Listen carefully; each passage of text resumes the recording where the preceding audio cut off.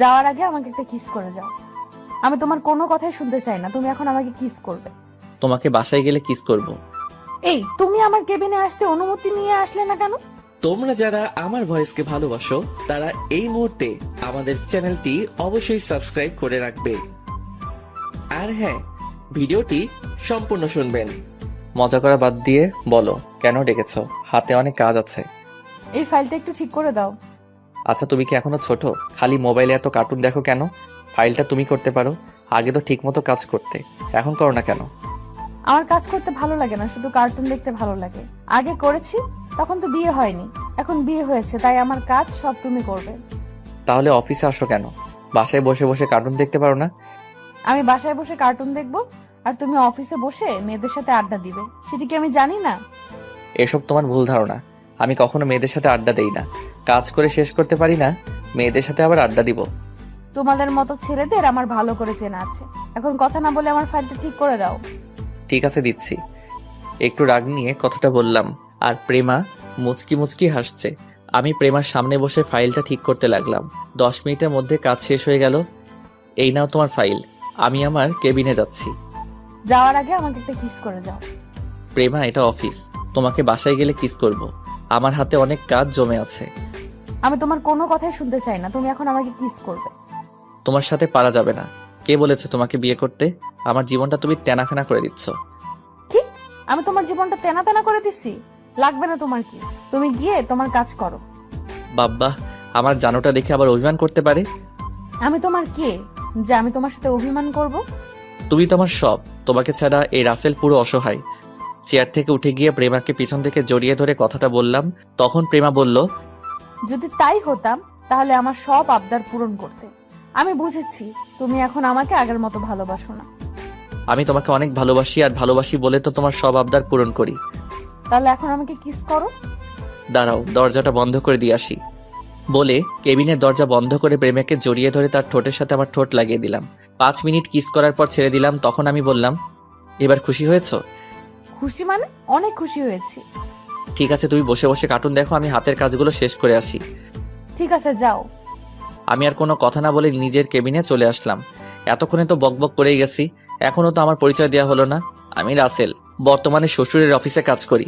পরিবারে আব্বু আম্মু আর একটা ছোট বোন আছে, আর প্রেমা ও হচ্ছে এই অফিসের বস। তাহলে চলুন প্রেমা আর আমার কাহিনী একটু খুলে বলি। প্রেমার সাথে আমার বিয়ে কিভাবে হলো। সকালে ঘুম থেকে উঠতে দেরি হয়ে গেছে। আজকে অফিসে বসের মেয়ে আসবে। আমি অফিসে চাকরি করি আজ 1 বছর ধরে। বস আমার কাজ দেখে অনেক ভালোবাসে, তাই দেরি হলে সমস্যা হয় না। কিন্তু আজকে আমাকে একটু তাড়াতাড়ি অফিসে যেতে বলছে, সেখানে আজকেও লেট। না জানি আজকে কপালে কি হয়েছে। আমি ওয়াশরুমে ঢুকে ফ্রেশ হয়ে রেডি হয়ে নাস্তার টেবিলের সামনে গিয়ে একটা চেয়ার টেনে বসলাম। তখন আমি রাইসাকে বললাম, ওই আজকে আমাকে সকালে ডাকলি না কেন? আমি কি তোর চাকর নাকি যে প্রতিদিন তোকে ঘুম থেকে উঠিয়ে দেব? একটা বিয়ে করতে পারিস না? তাহলে তোর বউ সবসময় উঠিয়ে দেবে। এই তোর মাথায় বিয়ে ছাড়া আর অন্য কিছু আসে না? না, আমার তোর বিয়ে ছাড়া অন্য কিছু আসে না। তোকে বিয়ে না দেওয়া পর্যন্ত আমি বিয়ে করব না। তুই আমার জীবনটা শেষ করে দিচ্ছিস। আমার বিয়ে হয়ে গেলে তোর সাথে প্রতিদিন যুদ্ধ করবে কে? আমি তোকে বিয়ে না দেওয়া পর্যন্ত বিয়ে করব না। ঠিক আছে, আমি তাড়াতাড়ি বিয়ে করে তোকে বিয়ে দিয়ে বাসা থেকে বের করব। আগে বিয়ে করে দেখা, তারপর আমার কথা বলিস। এই, তোরা কি সারাদিন ঝগড়া করবি? এখনো কি তোরা ছোট আছিস? আমার কি দোষ? তোমার মেয়ে তো আমার সাথে সবসময় ঝগড়া করে। কি? আমি তোর সাথে প্রতিদিন ঝগড়া করি নাকি তুই আমার সাথে করিস? এই, তোরা থামবি? আজকে তোর বাবা বাজার থেকে আসুক, তোদের একটা ব্যবস্থা করতে বলবো। আমি তোদের 2 ভাই বোনের জ্বালায় বাঁচি না। তুমি যা খুশি করো, আগে আমাকে নাস্তা দাও। এমনি আজকে অফিসে লেট হয়ে গেছে। তারপর আজকে বসের মেয়ে অফিসে বসবে। এটা কি তোর আজকে নতুন নাকি? তুই তো প্রতিদিন সকালে দেরি করে উঠিস। আমি কি করব, আমার যে প্রচুর ঘুম, তাই সকাল সকাল উঠতে পারি না। তাহলে একটা বিয়ে করতে পারিস না? তোর বউ তোকে প্রতিদিন ডেকে তুলে দিবে। আম্মু, তুমিও ওই খাচ্চুনির মতো শুরু করছো। আগে ওটাকে বাসা থেকে বের করে তারপর আমি বিয়ে করব। আমি খাচ্ছুনি? তুই বিলাই, ছাগল, গরু আরো আছিস, সব হচ্ছিস তুই। এই তোদের আবার শুরু হয়ে গেছে। আর রাসেল, তোর আজকে না অফিসে লেট হয়ে গেছে, তাড়াতাড়ি নাস্তা করে অফিসে যা। আমি মনে মনে রাইসাকে স্বাধীন করলাম। আপনার আবার ওকে বলে দিয়েন না, তা না হলে আমার অবস্থা খারাপ করে ছাড়বে। নাস্তা শেষ করে বাসার বাইরে এসে বাইক নিয়ে অফিসে যেতে লাগলাম। ও আপনাদের তো রাইসার ব্যাপারে বললাম না। রাইসা এবার মাস্টার্স শেষ করেছে। তাই বাসায় বসে থাকে। বিয়ের জন্য অনেক জায়গা থেকে আসে, কিন্তু তার এক কথা, আমাকে বিয়ে না দেওয়া পর্যন্ত সে বিয়ে করবে না। তাই ওর বিয়েটা হচ্ছে না। যত জায়গা থেকে বিয়ের জন্য আসে, রাইসা কিছু একটা বাহানা ধরে সবকিছু শেষ করে দেয়। আপনাদের সাথে কথা বলতে বলতে অফিসে চলে আসলাম। গেট দিয়ে ঢুকে বাইকটা পার্কিং করে অফিসের ভিতরে চলে গেলাম। নিজের কেবিনে বসতে না বসতেই পিয়ন শালা এসে বলল, স্যার, ম্যাম আপনাকে ওনার কেবিনে দেখা করতে বলেছে। ঠিক আছে তুমি যাও, আমি আসছি। পিয়ন আর কোনো কথা না বলে চলে গেল। আমি দোয়া দরুদ পড়তে পড়তে ম্যামের কেবিনের সামনে গিয়ে বললাম, ভিতরে আসতে পারি ম্যাম? আসুন। আমি ভিতরে ঢুকে দেখি ম্যাম অপর দিকে চেয়ার ঘুরিয়ে বসে আছে। তখন আমি বললাম, ম্যাম আপনি আমাকে ডেকেছেন? এখন কয়টা বাজে?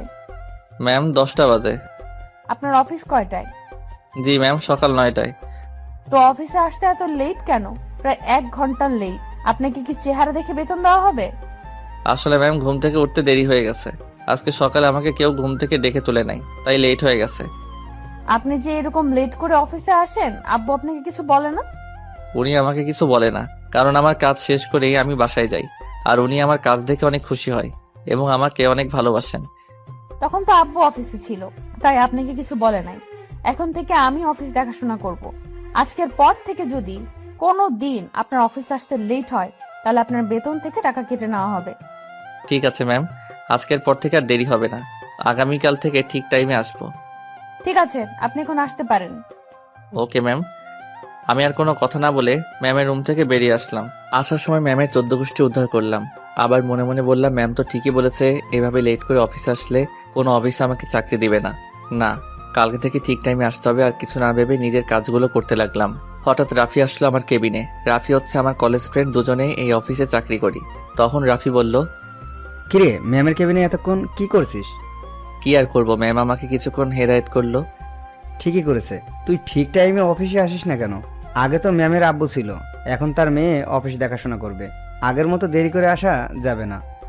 ঠিক বলছিস। আচ্ছা তুই কি ম্যামের চেহারা দেখেছিস? দেখছি। কেন বলতো, তুই দেখিসনি? তাহলে কি তোকে জিজ্ঞেস করতাম? শালি চেয়ার ঘুরিয়ে আমাকে বাসন দিছে। তুই জানিস ম্যাম দেখতে অনেক সুন্দর। যদি ওর মতো মেয়ের সাথে প্রেম করতে পারতাম। তাহলে রিয়াকে গিয়ে বলবো, রাফি তোকে এখন আর ভালোবাসে না, এখন অফিসের ম্যামের দিকে নজর দিছে। না ভাই, তোর দোহাই লাগে, এমন কাজ ভুলেও করিস না। রিয়া আমাকে কাঁচা খেয়ে ফেলবে। আমি তোর সাথে মজা করছি। এখন কথা না বলে নিজের কাজ কর গিয়ে। রাফি আর কোনো কথা না বলে তার কেবিনে চলে গেল। আসলে রিয়া হচ্ছে রাফির গার্লফ্রেন্ডের নাম।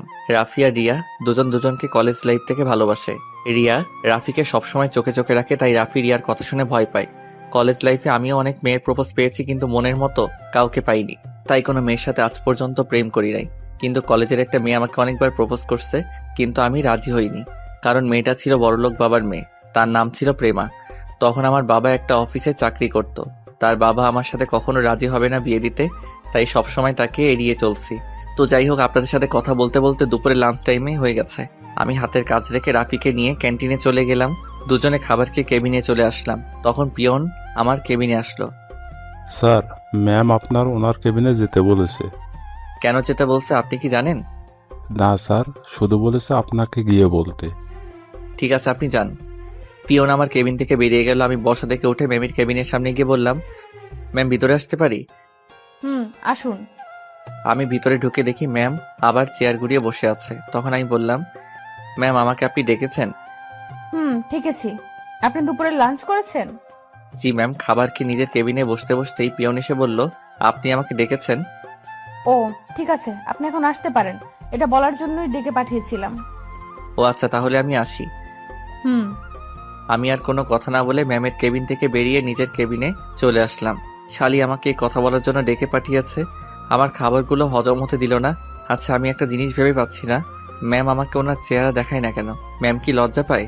না না, আমি কি ভাবছি, রাফি তো বলল ম্যামের চেহারা দেখছে, তাহলে আমাকে দেখাচ্ছে না কেন? দূর, না দেখালে নাই, আমি আমার কাজ করতে থাকি। কিন্তু ম্যামের গলার কণ্ঠ আমার কেমন জানি চেনা চেনা লাগছে। আর কিছু ভাবতে পারছি না, নিজের কাজে মন দেই। তারপর নিজের কাজে মন দিলাম। বিকেলে অফিস ছুটি হওয়ার পর বাহিরে চলে আসলাম। রাফিকে বিদায় দিয়ে বাইক নিয়ে সোজা বাসায় যেতে লাগলাম। হঠাৎ রাস্তায় এক বন্ধুর সাথে দেখা হয়। তার সাথে কিছুক্ষণ কথা বলে বাসায় চলে আসি। কলিং বেল চাপ দেওয়ার পর রাইসা এসে দরজা খুলে দিল। কিরে, তোর অফিস থেকে আসতে এত দেরি হলো কেন? আর বলিস না, আসার সময় রাস্তার পাশে দেখি হালিম বিক্রি করে। দেখে লোভ সামলাতে পারলাম না, তাই বসে 2 বাটি খেয়ে আসলাম। তুই একা একা খেলি, আমার জন্য আনলি না? আমাকে পাগলা কুকুরে কামড় দিচ্ছে, তোর জন্য হালিম আনতে যাব? তুই আম্মুর কাছে প্রতিদিন আমাকে বকা শোনাস। আরে এটা শয়তানি করে, কি বুঝিস না?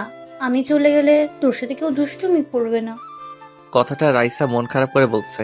আমি ওর মন খারাপ করা দেখে তার জন্য যে হালিম এনেছি তা ওর সামনে ধরে বললাম, এই পাগলি বোন আমার, তোর এই ভাই কি কখনো তোকে ছাড়া কিছু খেয়েছে? তুই জানিস না তোর এই ভাই অনেক ভালোবাসে? রাইসা আমার কথা শুনে জড়িয়ে ধরে কান্না করে দিল। তখন রাইসা বলল, ভাইয়া তুই আমাকে এত ভালোবাসিস? রে পাগলি, তোর সাথে তো আমি ইচ্ছে করে দুষ্টামি করি। ঠিক আছে, এখন ভেতরে আয়। আর কোনো কথা না বলে ভিতরে ঢুকে নিজের রুমে চলে গেলাম। ওয়াশরুমে ঢুকে ফ্রেশ হয়ে বিছানায় শুয়ে মোবাইল টিপতে লাগলাম। আসলে বন্ধুর সাথে কথা বলে আসার সময় হালিম দেখে লোভ সামলাতে পারি নাই, তাই আমি 2 বাটি খেয়ে রাইসার জন্য 2 বাটি নিয়ে আসলাম। আব্বু আম্মু আবার হালিম খায় না, আমার আর রাইসার হালিম অনেক পছন্দ। তো যাই হোক, রাতে সবার সাথে খাবার খেয়ে রুমে চলে আসলাম। বিছানায় শুয়ে মোবাইল টিপতে গেলে ম্যামের কথাগুলো মনে পড়ে যায়। মোবাইলে অ্যালার্ম দিয়ে রাখলাম, তাই আর মোবাইল না টিপে ঘুমিয়ে পড়লাম। সকালে ঘুম থেকে তাড়াতাড়ি উঠে গেলাম। ঘড়ির দিকে তাকিয়ে দেখি মাত্র 7টা বাজে। এখন অফিসের টাইম 2 ঘন্টা বাকি আছে। বিছানা থেকে নেমে ওয়াশরুমে ঢুকে ফ্রেশ হয়ে একটা জামা গায়ে দিয়ে নিচে আসলাম। তখন আব্বু আম্মু এবং রাইসা আমার দিকে কেমন চোখে যেন তাকিয়ে আছে। আমি তো কিছুই বুঝতে পারছি না। তোমরা সবাই আমার দিকে এভাবে তাকিয়ে আছো কেন? আমি কি কোনো এলিয়েন নাকি? বাবা, তোর কিছু হয়েছে? শরীর খারাপ নাকি? এ কথা বললে কেন? আমি তো ঠিকই আছি। মানে আম্মু বলতে চাইছে সূর্য আজকে কোন দিকে উঠছে। কেন? প্রতিদিন যেদিকে উঠে আজকেও সেই দিকেই উঠেছে। রাইসা, আমার মনে হয় রাসেলের কিছু হয়েছে। যে ছেলেকে সকালে এত ডাকার পরেও উঠে না, সে ছেলে আজকে এত সকাল সকাল কিভাবে উঠলো? আমি কি সকাল সকাল উঠতে পারি না? সেটা তো আমরা আজ 1 বছর ধরে দেখে আসছি। আরে অফিসের ম্যাম অনেক কড়া। গতকাল আমাকে যে বাসন দিছে, তাই সকাল সকাল ঘুম থেকে উঠে গেলাম। ম্যামের আব্বু হলে কোনো সমস্যা ছিল না, কিন্তু বসের মেয়ের অনেক রাগ।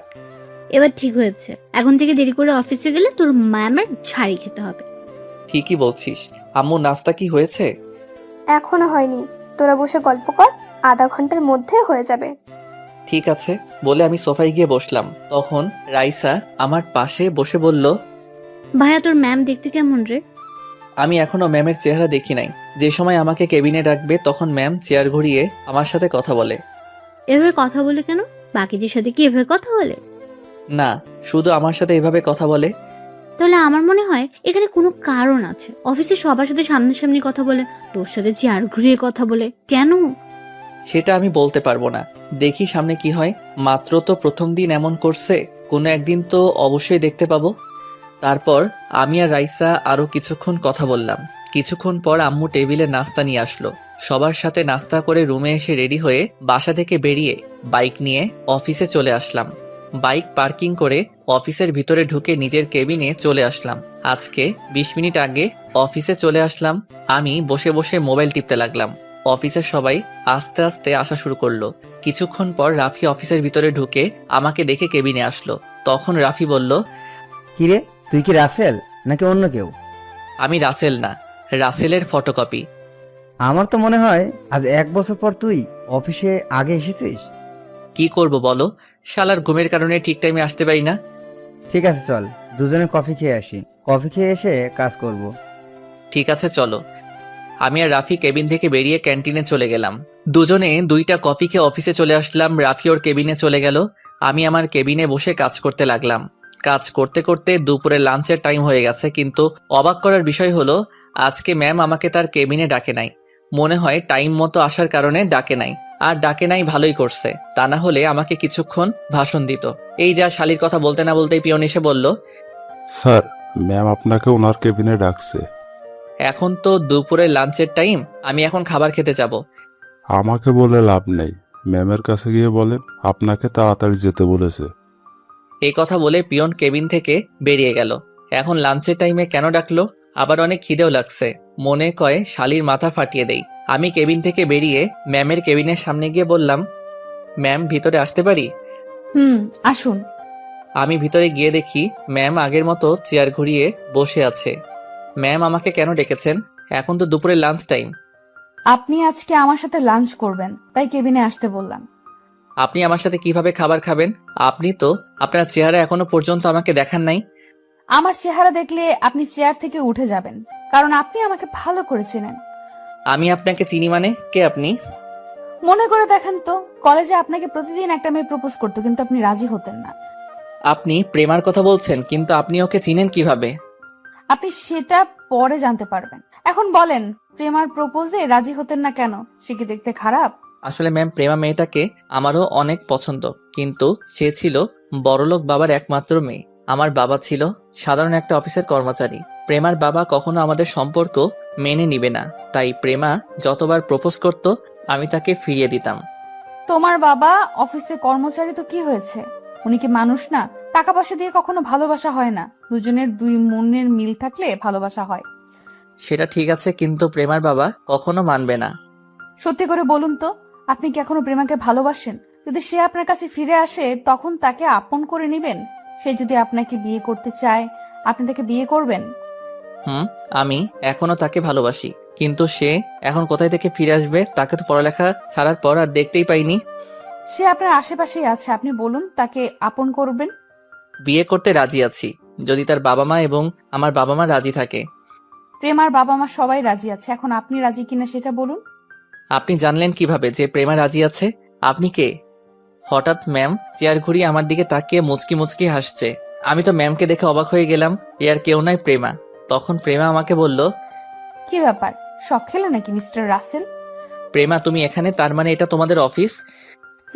এটা আমাদের অফিস। 4 দিন আগে অফিসে আব্বুর কাছে আসলাম, তখন হঠাৎ তোমাকে অফিসে দেখি। তারপর আব্বুকে বুঝিয়ে আমি অফিসে জয়েন করি। আব্বু আমাকে আগের থেকে বলেছে অফিসের দায়িত্ব হাতে নেওয়ার জন্য, কিন্তু আমার অফিসের কাজ করতে ভালো লাগে না। তোমাকে দেখি অফিসের বসের দায়িত্ব পালন করতে এসেছি। এই জন্যই তো বলি, তুমি আমাকে চেহারা দেখাও না কেন? তোমার গলার কণ্ঠ কেমন যেন চেনা চেনা লাগছে। আচ্ছা, তুমি পড়াশোনা শেষ করার পর কোথায় ছিলে? আসলে পড়ালেখা শেষ করার কিছুদিন পর আমার ব্লাড ক্যান্সার ধরা পড়ে। প্রায় 6 মাস বাংলাদেশে অনেক ডাক্তার দেখেছি, কিন্তু কোনো উন্নতি দেখছি না। তারপর আব্বু আমাকে আমেরিকা মামাদের কাছে নিয়ে যায়। সেখানে একটা হসপিটালে আমার অপারেশন হয়। আল্লাহ দিলে 6 মাসে আমি পুরোপুরি সুস্থ হয়ে যাই। সুস্থ হয়ে বাংলাদেশে ফিরে আসি। ও, রাসেল, তুমি আমাকে একটু ভালোবাসা দিবে? আমি সারা জীবন তোমায় আগলে রাখবো, কখনো কষ্ট পেতে দিব না। আমি চেয়ার থেকে উঠে প্রেমাকে পিছন থেকে জড়িয়ে ধরে বললাম, আমিও তোমাকে ভালোবাসি। একমাত্র তোমার কারণে সব মেয়েদের রিজেক্ট করে দিছি। আমি তোমাকে প্রথম দিন কলেজে দেখে পছন্দ করে ফেলি, কিন্তু যখন শুনলাম তুমি বড়লোক বাবার একমাত্র মেয়ে, তখন পিছিয়ে গেলাম। তুমি জানো, আমি আব্বুর কাছে তোমার ব্যাপারে সবকিছু খুলে বলছি। আব্বু তোমার কথায় অনেক খুশি। আব্বু তোমার মতো একটা ছেলে খুঁজছে আমার জন্য। তাহলে তো আর কোনো সমস্যা নেই, কিছুদিন পরে তোমাকে বিয়ে করে বাসায় নিয়ে যাব। ঠিক আছে, লাঞ্চ টাইম তো শেষ হয়ে গেছে, তুমি ফ্রেশ হয়ে আসো। আজকে তোমার জন্য নিজ হাতে বিরিয়ানি বানিয়ে নিয়ে আসলাম। ওকে, আমি ফ্রেশ হয়ে আসছি বলে ওয়াশরুমে ঢুকে ফ্রেশ হয়ে আসলাম। প্রেমা আমার সামনে একটা টিফিন বক্স দিল। আমি খুলে দেখি বিরিয়ানি। আমি খেতে শুরু করলাম। হঠাৎ মনে হলো প্রেমা তো এখনো খাবার খায়নি। আসলে পেটের খিদায় প্রেমার কথা ভুলে গেছি। প্রেমার দিকে তাকিয়ে দেখে আমার দিকে তাকিয়ে আছে। আমি কোনো কথা না বলে প্রেমার মুখের সামনে খাবার ধরলাম। প্রেমা কোনো কথা না বলে খেতে লাগলো। ও, তার মানে আমার হাতে খাওয়ার জন্য এতক্ষণ মহারানী বসেছিল। প্রেমাকে আমি খাইয়ে দিতে লাগলাম। প্রেমা আমার দিকে তাকিয়ে আছে। এভাবে আমার দিকে তাকিয়ে আছো কেন? তুমি কি আমার সেই রাসেল যাকে 1000বার প্রপোজ করার পরেও রাজি হলো না? তুমি সবকিছু শুনে তারপরেও কথাটা কিভাবে বলছো? এইভাবে সারা জীবন আমাকে খাইয়ে দিবে তো? তোমার কি হাত নেই? আমি তোমাকে খাইয়ে দিতে যাব কেন? তোমার আর খাইয়ে দিতে হবে না, আমি আর খাবো না। ওমা, মহারানী দেখে আবার রাগ করতে জানে। তুমি চাইলে আমি সবসময় তোমাকে খাইয়ে দিব। এই না হলে আমার জামাই। হয়েছে হয়েছে, এখন তাড়াতাড়ি খাও, হাতের কিছু কাজ বাকি আছে। আজকে তোমাকে আর কাজ করতে হবে না, দুজন মিলে বাইরে ঘুরতে যাব। ঠিক আছে। তারপর দুজনে খাবার খেলাম। প্রেমা আমার থেকে টিফিন বক্সটা নিয়ে ওয়াশরুমে চলে গেল। কিছুক্ষণ পর বেরিয়ে আসলো, হাতে করে 1 গ্লাস পানি নিয়ে আসলো। আমার হাতটা ধুয়ে দিল। তারপর প্রেমার ওড়না দিয়ে মুখ মুছে দিল। তারপর কিছুক্ষণ রেস্ট নিয়ে প্রেমা আর আমি অফিস থেকে বেরিয়ে বাইক নিয়ে ঘুরতে গেলাম। প্রেমা আমাকে পিছন থেকে জড়িয়ে ধরে আছে। রাত 9টার সময় বাসায় ফিরে আসলাম। প্রেমাকে তাদের বাসার সামনে নামিয়ে দিয়ে আমার বাসায় চলে আসলাম। দেখতে দেখতে আমাদের বিয়েটা হয়ে গেল। 2 ফ্যামিলি মিলে আমাদের বিয়ের দিন তারিখ ঠিক করলো। তারপর বিয়েটা হয়ে গেল। বিয়ের 1 মাস পর থেকে প্রেমা অফিসে বসে, এতে আব্বু আম্মু কিছু বলে না। তারা চায় আমি আর প্রেমা মিলে অফিসটা চালাই। এরপর থেকে প্রেমা অফিসে বসের দায়িত্ব পালন করে, কিন্তু তার সব কাজ আমার হাতে করাই। প্রেমা সারাদিন অফিসে বসে ছোট বাচ্চাদের মতো কার্টুন দেখে। এই ছিল অতীতের কাহিনী। এবার বর্তমানে আসা যাক। প্রেমার কেবিন থেকে বেরিয়ে আসতেই কারোর সাথে ধাক্কা খেলাম, কিন্তু আমি পড়ি নাই। যে আমার সাথে ধাক্কা খেয়েছে সে পড়ে গেছে। নিচের দিকে তাকিয়ে দেখি একটা মেয়ে, কিন্তু তাকে কখনো এই অফিসে দেখি নাই। তখন মেয়েটি উঠে এসে আমাকে একটা থাপ্পড় মেরে দিল। তারপর বলতে লাগলো, কুত্তার বাচ্চা, দেখে চলতে পারিস না? দেখে তো মনে হচ্ছে এই অফিসে কাজ করিস। আমি ইচ্ছে করে আপনাকে ধাক্কা দেই নাই। আর একটা কথা, আমার মা বাবাকে গালি দিয়ে কথা বলবেন না। যদি গালি দেয় তাহলে তুই কি করবি? তুই জানিস আমি চাইলে প্রেমাকে বলে তোকে এই অফিস থেকে বের করে দিতে পারি। আপনি বলে দেখতে পারেন, কোনো লাভ হবে না। আর একটা কথা, আপনি শুধু মেয়ে মানুষ দেখে আজকে বেঁচে গেছেন, তা না হলে আমার থাপ্পড়ের প্রতিশোধ আমি নিয়ে ছাড়তাম। তুই বেশি বেড়ে গেছিস, দাঁড়া, তোর চাকরি এক্ষুনি আমি খেয়ে দিচ্ছি। বলে মেয়েটার প্রেমার কেবিনে চলে গেল। আমি দাঁড়িয়ে না থেকে নিজের কেবিনে চলে আসলাম। একটা ফাইলের কাজ করতে আসছি, হঠাৎ প্রেমা ফোন দিয়ে বলল তার কেবিনে একটু যেতে। আমি কেবিন থেকে বেরিয়ে সোজা প্রেমার কেবিনে ঢুকে গেলাম। ওই মেয়েটা আমাকে দেখে বলল, দেখছিস প্রেমা কি অসভ্য ছেলে, তোর কেবিনে ঢুকতে অনুমতি নিয়ে আসলো না। আমি তোর কেবিনে আসার সময় এই ছেলেটা আমাকে ধাক্কা দিয়ে ফেলে দিচ্ছে। প্রেমা, আমি ইচ্ছে করে ওকে ধাক্কা দিয়ে ফেলে দেই নাই। তোমার কেবিন থেকে বেরিয়ে যেতেই ওনার সাথে ধাক্কা লাগে, তারপর উনি পড়ে যায়। তারপর আমার মা বাবাকে গালি দিছে এবং আমার গালে একটা থাপ্পড় মারছে। প্রেমা চেয়ার থেকে উঠে ওই মেয়েটা দুই গালে দুইটা থাপ্পড় মেরে দিল। ওই মেয়েটা গালে হাত দিয়ে বলল, প্রেমা, তুই আমার বান্ধবী হয়ে ওই ছেলের কথায় আমার গায়ে হাত তুললি? তো সাহস কি করে হলো ওর গায়ে হাত তোলার, আবার ওর আব্বু আমাকে গালি দেওয়ার? তুই জানিস ও কে? কেউ যার জন্য আমার গায়ে হাত তুললি? ও আমার স্বামী, আর তুই ওর গায়ে হাত তুলছিস? আমার শ্বশুর শাশুড়িকে গালি দিছস? আমি রাসেলের সম্বন্ধে ভালো করে জানি। ও কোনো মেয়েকে ধাক্কা তো দূরের কথা, কোনো মেয়ের হাতও তুলবে না। তুই শুধু আমার বান্ধবী দেখে আর কিছু করলাম না, তা না হলে উচিত শিক্ষা দিয়ে ছাড়তাম। সরি প্রেমা, আমি বুঝতে পারি নাই ও যে তোর স্বামী। আমি যদি তোর স্বামীকে আগেই দেখতাম তাহলে এমনটা হতো না। তুই আমাকে মাফ করে দে। আমার কাছে মাফ না চেয়ে রাসেলের কাছে ক্ষমা চা। ও যদি তোকে ক্ষমা করে তাহলে আমিও তোকে মাফ করে দিব। আপনি আমাকে ক্ষমা করে দেন, আমি আপনাকে চিনতে পারি নাই। আমি তোমাকে ক্ষমা করে দিছি। ভবিষ্যতে এমন কাজ আর কারোর সাথে করবেন না, তা না হলে তোমাকে পস্তাতে হবে। কথা মনে রাখিস। এই বলে আমি নিজের কেবিনে চলে আসলাম। তারপর বিকালে অফিস ছুটির পর গাড়ি নিয়ে প্রেমার জন্য অপেক্ষা করতে লাগলাম। কিছুক্ষণ পর প্রেমা অফিস থেকে বেরিয়ে আসলো। প্রেমা এসে আমার সাথে সামনের সিটে বসলো। তখন প্রেমা বলল, কি ব্যাপার, তুমি আমাকে নিয়ে আসলে না কেন? আমি মনে করছি ওই মেয়েটা তোমার কেবিনে, তাই আর যাইনি। আচ্ছা, মেয়েটাকে? ও হচ্ছে নদী, আমার সাথে হাই স্কুল লাইফ পর্যন্ত পড়েছে। আমরা দুজন বান্ধবী। এসএসসি পাশ করার পর তার আব্বু ওকে বাইরের রাষ্ট্রে পাঠিয়ে দেয়। তারপর পড়ালেখা শেষ করে দেশে এসে তাদের নিজের অফিস দেখাশোনা করে। ও, তাহলে ও আমাকে দেখে নাই? তোমার সাথে যোগাযোগ ছিল না? যোগাযোগ থাকলে কি আজকের এই ঘটনা ঘটতো? তাও ঠিক বলছো। তারপর আমি আর প্রেমা কথা বলতে বলতে বাসায় চলে আসলাম। আপনাদের একটা কথা বলে রাখি, প্রেমা বাসায় আসলে আব্বু আম্মুর সেবা যত্ন করা শুরু করে। বাসায় প্রেমা আমার সাথে তেমন শয়তানি করে না, অফিসে আমার অবস্থা খারাপ করে ফেলে। তার এসব পাগলামি আমার অনেক ভালো লাগে। বাসায় এসে কলিং বেল চাপ দিলাম। কিছুক্ষণ পর আম্মু এসে দরজা খুলে দিল। আমাদের দেখে আম্মু বলল, কি রে, তোরা এসেছিস? আম্মু। আম্মু, তুমি দুপুরের ওষুধ ঠিক মতো খেয়েছো? খেয়েছি, আর আল্লাহ দিলে আমি এখন ভালো আছি। আমাকে তোর চিন্তা করতে হবে না। ঠিক আছে, এখন বলো আব্বু কোথায়? তোর আব্বু রুমে বসে কফি খাচ্ছে আর পেপার পড়ছে। ঠিক আছে রাসেল, তুমি রুমে যাও, আমি আব্বুকে দেখে আসছি। ঠিক আছে যাও। আমি আর কোনো কথা না বলে রুমে চলে আসলাম। প্রেমা আব্বুর রুমে চলে গেল। এবার দেখছেন প্রেমা বাসায় আসলে কি করে। আমি ওয়াশরুমে ঢুকে ফ্রেশ হয়ে বিছানায় শুয়ে মোবাইল টিপতে লাগলাম। রাতে সবার সাথে খাবার খেয়ে আমি রুমে চলে আসলাম। প্রেমা আব্বু আম্মুকে ওষুধ খাইয়ে দিয়ে আসবে, আর রাইসা তার এক বান্ধবীর বিয়েতে গেছে, তাই ওর কথা বললাম না। কিছুক্ষণ পর প্রেমা রুমে ঢুকে দরজা লাগিয়ে বিছানায় এসে আমাকে জড়িয়ে ধরলো। এই, আমি মা হতে চাই। আব্বু আম্মুর অনেক শখ দাদা দাদির রাগ শোনার। আগে রাইসার বিয়েটা হয়ে যাক, তারপর সব হবে। আমি তোমার কোনো কথা শুনতে চাই না, আমি বলছি মা হব। এখন তুমি ছেলে মেয়ে লালন পালন করতে পারবে? আমি পারবো, তুমি আমাকে একটা তোমার মতো ছেলে দাও। ঠিক আছে, কিছুদিন অপেক্ষা করো, তারপর তোমার সব আবদার পূরণ করব। ওকে, এখন আমাকে একটা কিস করো। ঠিক আছে, করছি। আমি প্রেমাকে জড়িয়ে ধরে তার ঠোঁটের সাথে ঠোঁট লাগিয়ে দিলাম। প্রায় 5 মিনিট পর ছেড়ে দিয়ে দুজন দুজনকে জড়িয়ে ধরে শুয়ে পড়লাম। আজ 5 দিন পর আমি রাতের খাবার খেয়ে রুমে শুয়ে মোবাইল টিপতে আসি। হঠাৎ রাইসা আমার রুমে আসলো। তখন আমি রাইসাকে দেখে বললাম, কিরে রাইসা, তুই আমার রুমে কিছু বলবি? রাইসা আমার পাশে বসে বলল, আসলে ভাইয়া, কলেজ লাইফ থেকে একটা ছেলের নাম রনি আমাকে ভালোবাসে, কিন্তু আমি তাকে ফিরিয়ে দিই। আমি তাকে বলছি আমি তাকে ভালোবাসতে পারবো না, কিন্তু সে আমাকে প্রতিদিন ভালোবাসার কথা বলে। আমার বান্ধবীর বিয়েতে রনি এসে আমাকে ভালোবাসার কথা বলেছে। ছেলেটা কেমন, ভালো নাকি খারাপ? ভাইয়া, ছেলেটা অনেক ভালো, আমার সাথে কখনো খারাপ কিছু করে নাই, শুধু ভালোবাসার কথা বলে। তোর কি রনিকে পছন্দ হয়? সেটাকে পছন্দ হয়, কিন্তু আমি ভালোবাসা বিশ্বাস করি না।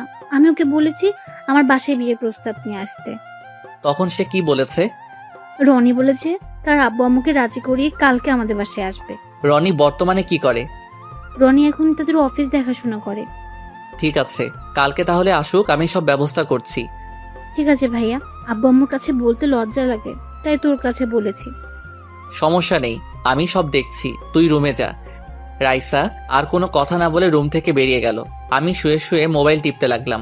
প্রেমা রুমে এসে দরজা লাগিয়ে আমাকে জড়িয়ে ধরে বলল, রাইসাকে দেখলাম রুম থেকে বেরিয়ে যেতে। কেন এসেছে রাইসা? তাহলে শোনো। তারপর রাইসা আমার সাথে কি বলেছে সবকিছু প্রেমাকে খুলে বললাম। তাহলে তো ভালোই, রাইসার বিয়ে হয়ে গেল, আমি তোমার কাছে একটা সন্তান পাবো। ঠিক আছে, দিব। তাহলে কালকে আর দুজন অফিসে যাব না, ম্যানেজার আঙ্কেলকে বলবো সবকিছু দেখে রাখতে। ওকে, ঠিক আছে। তারপর দুজন দুজনকে জড়িয়ে ধরে শুয়ে পড়লাম। এবার আপনাদের একটা কথা বলি, আমার আর প্রেমার বিয়ের পর এখনো প্রেমার সাথে গভীরে যাইনি, কারণ বিয়ের 2 দিন আগে থেকে আম্মু অসুস্থ হয়ে পড়ে। তাই বাসর রাতে প্রেমাকে বলেছি আম্মু সুস্থ না হওয়া পর্যন্ত আমরা গভীরে যাব না। প্রেমাও আমার সাথে একমত দিছে। এরপর আমাদের মাঝে কিছুই হয়নি। সব মেয়েরা চায় স্বামীর ভালোবাসা নিয়ে বেঁচে থাকতে, স্বামীর আদর পেতে, মা হওয়ার স্বপ্ন থাকে, কিন্তু প্রেমা আমার কথার বাহিরে একটা কথাও বলে না। সে বলছে আমি যেটা বলবো সে তাই করবে। প্রেমার মতো মেয়ে বউ হিসেবে পাওয়া অনেক ভাগ্যের ব্যাপার। তো যাই হোক, পরের দিন রনি এবং তার মা বাবা আমাদের বাসায় আসলো। তাদের সাথে কথা বলে বুঝাতে পারলাম তারা অনেক ভালো। রনি ছেলেটা দেখতে অনেক সুন্দর, কথাবার্তা অনেক ভালো। রনির আব্বু আম্মু রাইসাকে পছন্দ হয়েছে। এখন আমাদের বলছে তাদের বাসা এবং তাদের ব্যাপারে জেনে আসতে। এরপর তারা চলে গেল। পরের দিন আমি আব্বু রনিদের বাসায় গেলাম। তাদের বাসায় যাওয়ার আগে কিছু মানুষ থেকে তাদের বিষয় জিজ্ঞেস করলাম। সবাই তাদের ব্যাপারে ভালো বলছে। রনিদের বাসায় গিয়ে সবকিছু দেখলাম। আল্লাহ দিলে সবকিছু ঠিক আছে। রনির আব্বু আম্মুকে বলছি আমাদের বাড়িতে গিয়ে বিয়ের দিন তারিখ ঠিক করে আসতে। আজকে রাইসার গায়ে হলুদ, অফিসের সবাইকে দাওয়াত দেওয়া হয়েছে। রাফিকে বলছি রিয়াকে নিয়ে আসতে। বিয়ের সবকিছু আমার নিজের মতো করে সাজিয়েছি, কোনো কিছুর কমতি রাখি নাই। আমি কাজের লোকগুলোকে সবকিছু ঠিকঠাকভাবে দেখিয়ে দিচ্ছি। হঠাৎ নদী আমার সামনে এসে বলল, কেমন আছেন? আমি ভালো আছি, আপনি কেমন আছেন? আমিও ভালো আছি। আপনি কি আমার উপরে এখনো রেগে আছেন? আরে না, আমি ওই দিনই সবকিছু ভুলে গেছি। তা কোন সময় আসলেন? কিছুক্ষণ আগে আসলাম।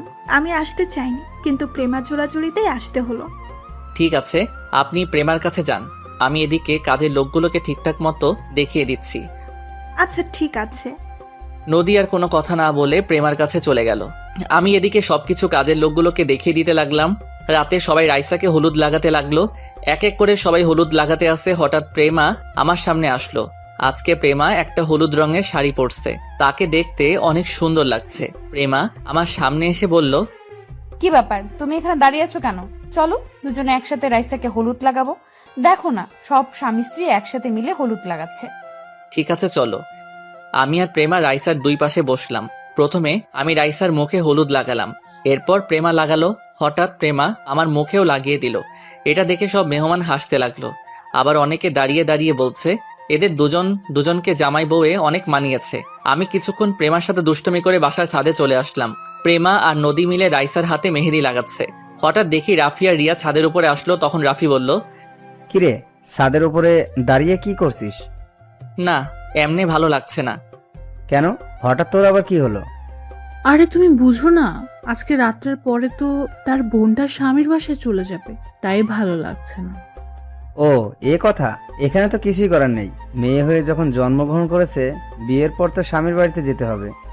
আমার বোনটা অনেক আদরের, আমি ওর সাথে সবসময় দুষ্টুমি করতাম। আমার সাথে রাগ করলে আমি তার রাগ ভেঙে দিতাম। আমি আমার বোনটাকে অনেক ভালোবাসি। আমি এ কথা বলে কান্না করে দিলাম। রাফি আমাকে জড়িয়ে ধরে বলল, আরে পাগল, কান্না করিস কেন? তুই যদি ভেঙে পড়িস তাহলে রাইসা অনেক কষ্ট পাবে, আর তার সামনে সবসময় হাসি খুশি থাকবি। তাকে তুই কিছু বুঝতে দিবি না। আচ্ছা ঠিক আছে। রাফিয়া রিয়া আরো কিছুক্ষণ কথা বলে নিচে চলে গেল। আমি ছাদের উপরে দাঁড়িয়ে আকাশের দিকে তাকিয়ে আছি। হঠাৎ কেউ একজন পিছন থেকে ঘাড়ে হাত দিল। আমি তাকিয়ে দেখি প্রেমা। কি ব্যাপার প্রেমা, তুমি এখানে কেন? ওদিকের কাজ কি শেষ? মেহেদি লাগানো শেষ, এখন সবাই বসে নাচ গান উপভোগ করতে আছে। আমি তোমাকে না দেখে ছাদে আসলাম। তুমি এখানে একা একা কি করো? এমনি ভালো লাগছে না, তাই ছাদে দাঁড়িয়ে আছি। আমি মনের কথা বুঝতে পারছি, মন খারাপ করো না। সব মেয়েকে বিয়ের পর স্বামীর বাড়িতে যেতে হবে, এটা দুনিয়ার নিয়ম। প্রেমা আমাকে একটু জড়িয়ে ধরে থাকবে কিছুক্ষণ? এটা আবার বলতে হবে নাকি? এই বলে প্রেমা আমাকে শক্ত করে জড়িয়ে ধরলো। আমিও প্রেমাকে শক্ত করে জড়িয়ে ধরলাম। দুজনে কিছুক্ষণ এভাবে থেকে নিচে চলে আসলাম। প্রেমা আমাকে খাবার খেয়ে আসতে বলেছে। আমি খাবো না বলে রুমে চলে আসলাম। প্রেমা কোনো কথা না বলে নিচে চলে গেল। আমি রুমে এসে ফ্রেশ হয়ে বিছানায় শুয়ে পড়লাম। কিছুক্ষণ পর প্রেমা রুমে আসলো, হাতে 1 প্লেট খাবার নিয়ে এসেছে। প্রেমা প্লেটটা বিছানায় রেখে পানি নিয়ে আসলো, আমার পাশে বসে বলল, উঠে বসো, খাবার খেয়ে নাও। প্রেমা আমি খাবার খাবো না, তুমি খেয়ে নাও। সারাদিন কাজে বিজি ছিলে, খাওয়া দাওয়া ঠিক মতো করো নাই। এখন উঠে বলছি, আমি নিজের হাতে খাইয়ে দিচ্ছি। প্রেমার জোড়াজড়িতে উঠে বসলাম। প্রেমা আমাকে নিজের হাতে খাইয়ে দিতে লাগলো। প্রেমার চেহারা দেখে বোঝা যাচ্ছে প্রেমাও এখনো খায়নি। আমি পানি দিয়ে হাতটা ধুয়ে প্রেমার হাত থেকে প্লেটটা নিয়ে প্রেমার মুখের সামনে খাবার ধরলাম। প্রেমা সাথে সাথে কান্না করে দিল। রাসেল, আমার জীবনে এত ভালোবাসা সারা জীবন থাকবে? থাকবে, আমি তোমাকে ছেড়ে কখনো যাব না। মরার আগ পর্যন্ত তোমার পাশে থাকবো। আমার কেমন জানি ভয় লাগছে, আমি না তোমাকে হারিয়ে ফেলি। আরে পাগলি, এটা তোমার মনের ভুল। আমি তোমাকে সারা জীবন আমার এই বুকে আগলে রাখবো। এই বলে প্রেমার চোখের পানি মুছে দিয়ে খাবার খাইয়ে দিতে লাগলাম। প্রেমা ছোট বাচ্চাদের মতো খাবার খাচ্ছে। খাবার খাওয়া শেষ হলে প্রেমা প্লেট নিয়ে ওয়াশরুম থেকে পানি নিয়ে এসে আমার হাত ধুয়ে দিল। তারপর শাড়ির আঁচল দিয়ে মুখ মুছে দিল। প্রেমা প্লেটটা নিয়ে রুম থেকে বেরিয়ে গেল। কিছুক্ষণ পর রুমে চলে আসলো, বিছানায় শুয়ে আমাকে জড়িয়ে ধরলো। সবার কি খাওয়া দাওয়া হয়ে গেছে? আমি রাইসাকে তার রুমে দিয়ে আসলাম, আর বাকি কিছু মানুষ বাসায় চলে গেছে, আবার কিছু মানুষ আছে। আব্বু আম্মু আমার কথা কিছু জিজ্ঞেস করে নাই? করেছে, আমি বলেছি সারাদিন কাজ করতে করতে ক্লান্ত হয়ে গেছে, তাই রুমে শুয়ে আছে। ঠিক আছে, এখন আমাকে জড়িয়ে ধরে শুয়ে পড়ো। কালকে সকাল সকাল উঠে কাজ শুরু করে দিতে হবে। ওকে, আসো। তারপর দুজন দুজনকে জড়িয়ে ধরে শুয়ে পড়লাম। পরের দিন সকাল ভোরে ঘুম থেকে উঠে গেলাম। প্রেমা এখনো ঘুমিয়ে আছে। আমি প্রেমার কপালে একটা চুমু দিয়ে বিছানা থেকে নেমে ওয়াশরুমে চলে গেলাম। ওয়াশরুমে ঢুকে উঁচু করে একটা পাঞ্জাবি গায়ে দিয়ে বাসা থেকে বেরিয়ে মসজিদে চলে গেলাম। নামাজ পড়ে বাহিরে এসে 20 মিনিটের মতো ঘোরাঘুরি করে বাসায় চলে আসলাম। তারপর কাজের লোকগুলোকে সবকিছু দেখিয়ে দিতে লাগলাম। দেখতে দেখতে বর্ষার সময় হয়ে গেছে। আমি রুমে এসে ওয়াশরুমে ঢুকে গোসল করে বাহিরে এসে দেখি প্রেমা দাঁড়িয়ে আছে একটা শাড়ি হাতে নিয়ে। তুমি এভাবে শাড়ি হাতে নিয়ে দাঁড়িয়ে আছো কেন? আজকে তুমি আমাকে শাড়িটা পরিয়ে দিবে। তুমি তো শাড়ি পরতে পারো, আমাকে বলছো কেন? আমার হাতে কাজ আছে। কাজ পরে করতে পারবে, আগে আমাকে শাড়িটা পরিয়ে দাও। দুজনে একসাথে এই রুম থেকে বেরিয়ে নিচে যাব। কি আর করার, বউয়ের কথা না রেখে পারি? আমি প্রেমার হাত থেকে শাড়িটা নিয়ে তাকে পরিয়ে দিতে লাগলাম। সমস্যা হয়েছে কুচি লাগিয়ে দিতে। আমি কুচিটা প্রেমার হাতে দিয়ে বললাম লাগিয়ে নিতে, কিন্তু খাচ্ছুনি বলে আমাকে লাগিয়ে দিতে। আমি প্রেমার নাভির উপর দিয়ে কুচিটা পরিয়ে দিলাম। প্রেমা আমার মাথা শক্ত করে ধরলো। আমি প্রেমার পেটে একটা কিস করলাম। প্রেমার সাথে সাথে কেঁপে উঠলো। আমি দাঁড়িয়ে প্রেমার ঠোঁটের সাথে ঠোঁট লাগিয়ে দিলাম। দুজনে দুজনকে জড়িয়ে ধরে কিস করতে লাগলাম। কিছুক্ষণ পর ছেড়ে দিয়ে দুজনে রেডি হয়ে একসাথে রুম থেকে বেরিয়ে আসলাম। হঠাৎ নিচের দিকে তাকিয়ে আমি তো পুরো অবাক হয়ে গেলাম। নিচের দিকে তাকিয়ে দেখি বাসার সব মেহমান আমাদের দিকে তাকিয়ে আছে। দুজনে একসাথে নিচে নামলাম। প্রেমা চলে গেছে রাইসার কাছে। আমি কাজের লোকদের কাছে চলে আসলাম। কিছুক্ষণ পর বর চলে এসেছে। সবাই রনিকে স্টেজে নিয়ে বসালো। রাইসাকে নিয়ে এসে রনির পাশে বসালো। আমার বোনটাকে বধূ সাজে অনেক সুন্দর লাগছে। আর কিছুক্ষণ বোনটা বাসায় থাকবে, তারপর বরের সাথে শ্বশুর বাড়ি চলে যাবে। কাজী এসে বিয়ে পড়ানো শুরু করলো। বিয়ে পড়ানো শেষ, কাজী মোনাজাত ধরলো। মোনাজাত শেষে সবাইকে খাবার পরিবেশন করা হলো। আমি কাজের লোকের সাথে ধরাধরি করে কাজ করছি। হঠাৎ দেখি একটা ছেলে প্রেমার দিকে কেমন ভাবে তাকিয়ে আছে। আমি কাজ রেখে ছেলেটার কাছে গেলাম। তখন তাকে জিজ্ঞেস করলাম, কি ভাই, এমন করে ওই মেয়েটার দিকে তাকিয়ে আছেন কেন? সেটা কি তোকে বলতে হবে? অবশ্যই আমাকে বলতে হবে। তুই কে রে যে আমি তোর কাছে বলবো? আমি এই বাড়ির একজন সদস্য, তাই তোকে বলতে হবে। ও তাই নাকি? তাহলে শোন, ওই মেয়েটাকে দেখছিস? তাকে আমার পছন্দ হয়েছে, তাকে আমি বিয়ে করতে চাই। ওকে দেখে তো মনে হচ্ছে তার বিয়ে হয়ে গেছে। বিয়ে হয়েছে তো কি হয়েছে, আমি ওকে জোর করে বিয়ে করব। ওকে দেখতে ভীষণ সেক্সি লাগছে, তাকে আমার জীবনে চাই। ছেলেটার কথা শুনে আমি সাথে সাথে 2টা থাপ্পড় মেরে দিলাম। বাড়ির সব মেহমান আমাদের ঘিরে ফেলেছে। তখন আমি ওই ছেলেটার কলার ধরে বললাম, তোর সাহস কি করে হয় আমার বউকে খারাপ কথা বলার? তোর ঘরে কি মা বোন নেই? আজকে তোকে আমি মেরেই ফেলবো। বলে ছেলেটাকে ইচ্ছে মতো মারতে লাগলাম। প্রেমা আমাকে জোর করে ছাড়িয়ে নিয়ে আসলো। তখন আমাদের মাঝে রনি চলে আসলো। সে বলল, ভাইয়া এখানে কি হয়েছে? আর আপনি জীবনকে মারলেন কেন? ও আমার মামাতো ভাই হয়। তোমার এই মামাতো ভাই আমার বউকে আমার সাথে খারাপ কথা বলেছে, তাই আমি তাকে মারলাম। জীবন ভাইয়া যেটা বলেছে সেটা কি সত্যি? না রনি ভাইয়া, আমি ওনার বউকে খারাপ কথা বলিনি। কি তুই এখন মিথ্যা কথা বলছিস? আজকে আমি তোকে মেরে ফেলবো। জীবন, আমি ভাইয়াকে ভালো করে চিনি। ও অন্যায়ভাবে কাউকে মারবে না। তুই যদি সত্যি কথা না বলিস তাহলে আমার হাত তোর গায়ে উঠবে। আমাকে সবাই ধরে রেখেছে। এবার জীবন মাথা নিচু করে বলল, ভাইয়া আমার ভুল হয়ে গেছে, আমি ওনাকে চিনতে পারি নাই, আমাকে তুমি মাফ করে দাও। সি সি সি সি, আমার ভাবতে অবাক লাগে তুই বিয়ে বাড়িতে এসে এমন কথা বলবি। আমি তোকে অনেক ভালো মনে করেছি। তুই এখনই ভাইয়ার পা ধরে ক্ষমা চাইবি। ভাইয়া তোকে মাফ করলে আমিও মাফ করে দিব। জীবন দাঁড়িয়ে না থেকে আমার পা ধরে বলতে লাগলো, ভাইয়া আমার ভুল হয়ে গেছে, আমাকে আপনি ক্ষমা করে দেন। ঠিক আছে, আমি তোকে ক্ষমা করে দিলাম। আর কখনো এমন কথা কাউকে বলবি না। মেয়েরা হচ্ছে মায়ের জাত, আর আমার বউ তোমার থেকে বড়, তাকে বড় বোনের নজরে দেখবে। ঠিক আছে ভাইয়া, এমন ভুল আর জীবনেও হবে না। ঠিক আছে, আপনারা সবাই যার যার জায়গায় চলে যান। প্রেমা আমাকে টেনে রুমে নিয়ে আসলো। তখন আমাকে বলল, তুমি ছেলেটাকে মারলে কেন? একটু বুঝিয়ে বললেই তো হতো। তোমার নামে খারাপ কথা বলবে, আমি তাকে এমনি এমনি ছেড়ে দিব? হয়েছে, এখন মাথা ঠান্ডা করো। ও ছেলে তার ভুল বুঝতে পেরেছে। ঠিক আছে, এখন তুমি রাইসার কাছে যাও, আমি এদিকটা দেখছি। প্রেমা আর কিছু না বলে রুম থেকে বেরিয়ে গেল। আমি রুম থেকে বেরিয়ে কাজে লেগে পড়লাম। আস্তে আস্তে সবার খাওয়া দাওয়া শেষ হয়ে গেল। এখন রাইসাকে বিদায় দেওয়ার পালা। রাইসা আব্বু আম্মুকে জড়িয়ে ধরে কান্না করতে লাগলো, নিজের চোখ দিয়ে পানি পড়তে লাগলো। বোনটার সাথে অনেক দুষ্টুমি করছি, এখন কার সাথে করব?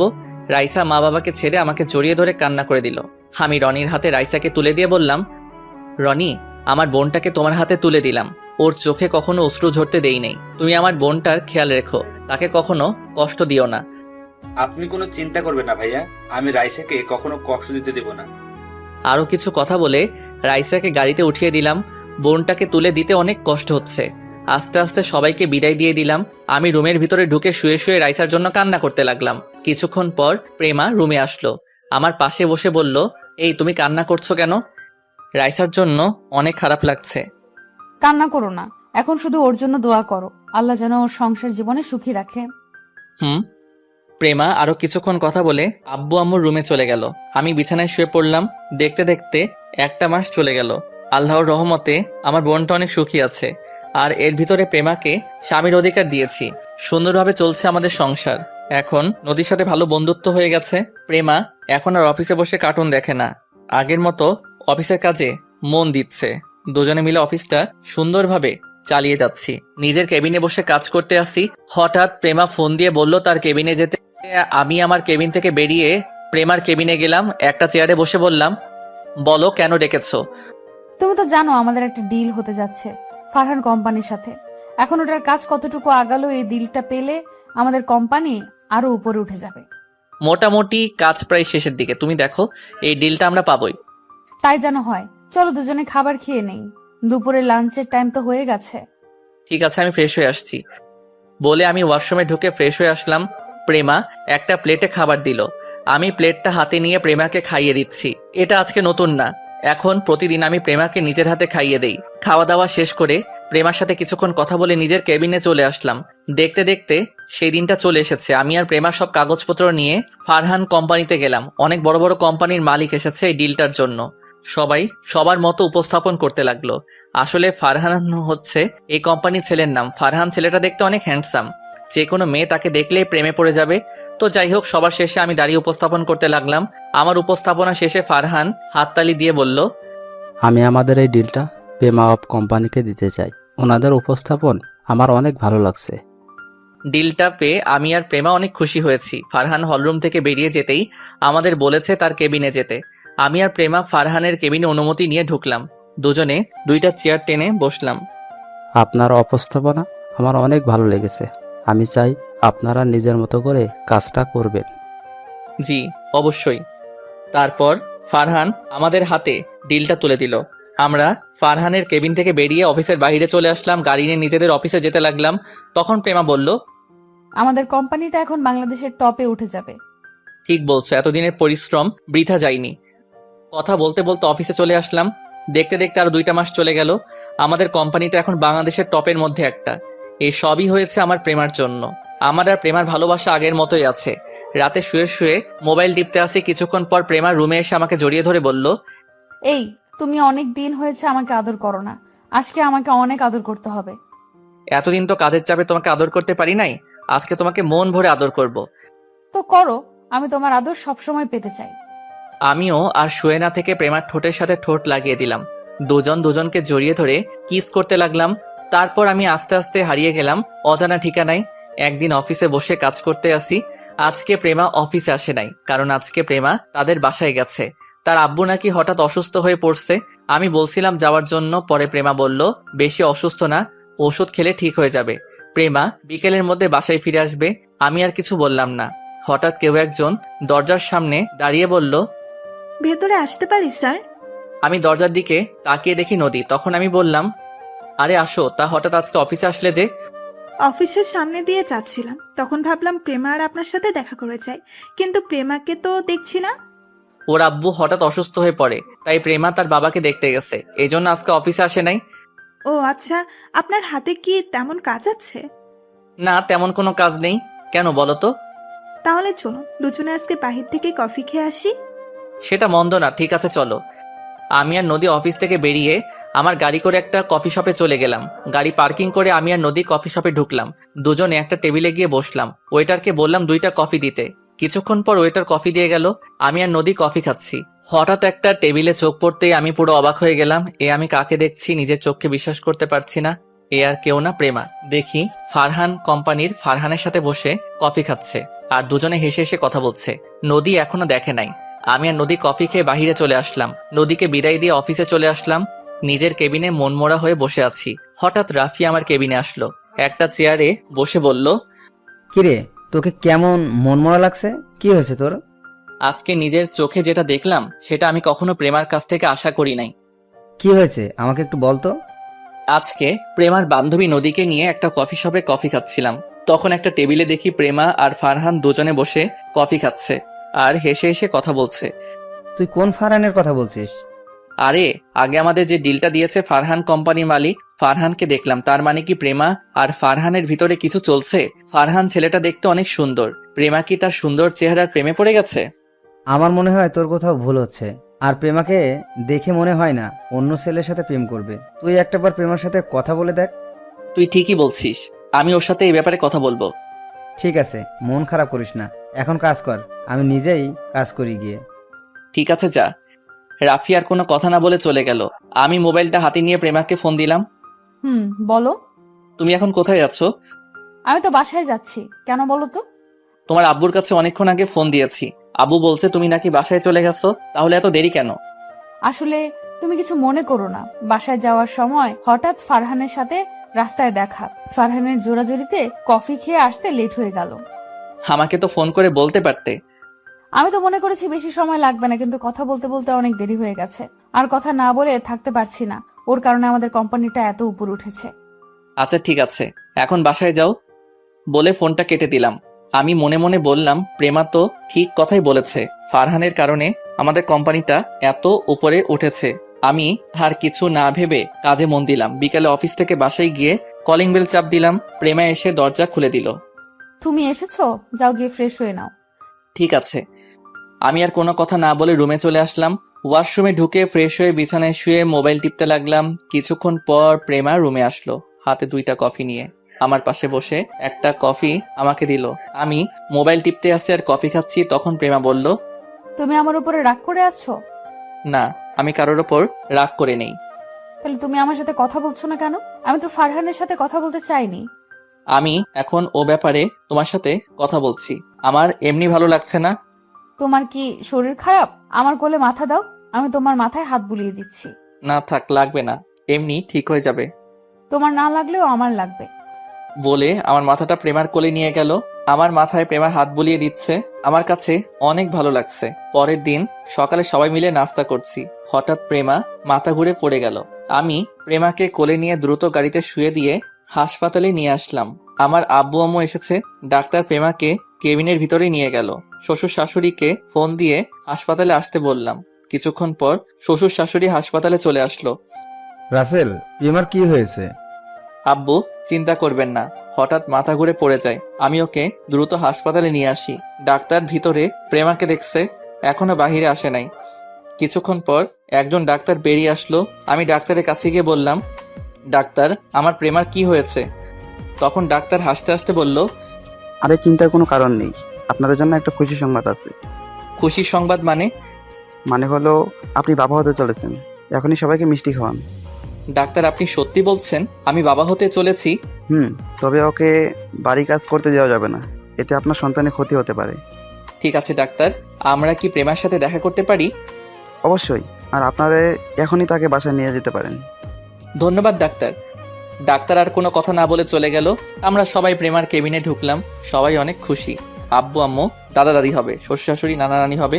আম্মু গিয়ে প্রেমার পাশে বসে বলল, এখন কেমন লাগছে মা? মাথাটা কেমন ঘুরছে। সমস্যা নেই, কিছুক্ষণ পর ঠিক হয়ে যাবে। আরো কিছুক্ষণ কথা বলে প্রেমাকে বাসায় নিয়ে আসলাম। শ্বশুর শাশুড়ি তাদের বাসায় চলে গেল। আমি প্রেমাকে বিছানায় শুয়ে কিছুক্ষণ রেস্ট নিতে বললাম। 2 দিন পর সবাই বসে রাতের খাবার খাচ্ছি। তখন প্রেমা বলল, আব্বু আম্মু, আমি কালকে থেকে অফিসে বসতে চাই। তুমি তো অসুস্থ, তুমি কিভাবে অফিসের কাজ করবে? আমি এখন সুস্থ আছি, আর হতে এখনো অনেক দেরি আছে। তুমি কি পারবে অফিসে কাজ করতে? আমি না পারলে তুমি তো আছো। ঠিক আছে মা, তুমি যা বলবে তাই হবে। আমিও আর কিছু বললাম না। খাবার খেয়ে নিজের রুমে চলে আসলাম। রুমে এসে বিছানায় শুয়ে মোবাইল টিপতে লাগলাম। কিছুক্ষণ পর প্রেমা রুমে আসলো। আমাকে পিছন থেকে জড়িয়ে ধরলো। আচ্ছা প্রেমা, তুই বাচ্চা না হওয়া পর্যন্ত বাসায় থাকলে কি হয়? আমি বাসায় থেকে কি করব? আমার বাসায় ভালো লাগছে না, আর এখনো তো অনেক দেরি আছে বাচ্চা হতে। ঠিক আছে, এখন শুয়ে পড়ো। তারপর প্রেমা আমাকে জড়িয়ে ধরে শুয়ে পড়লো। এইভাবে দেখতে দেখতে 1 মাস চলে গেল।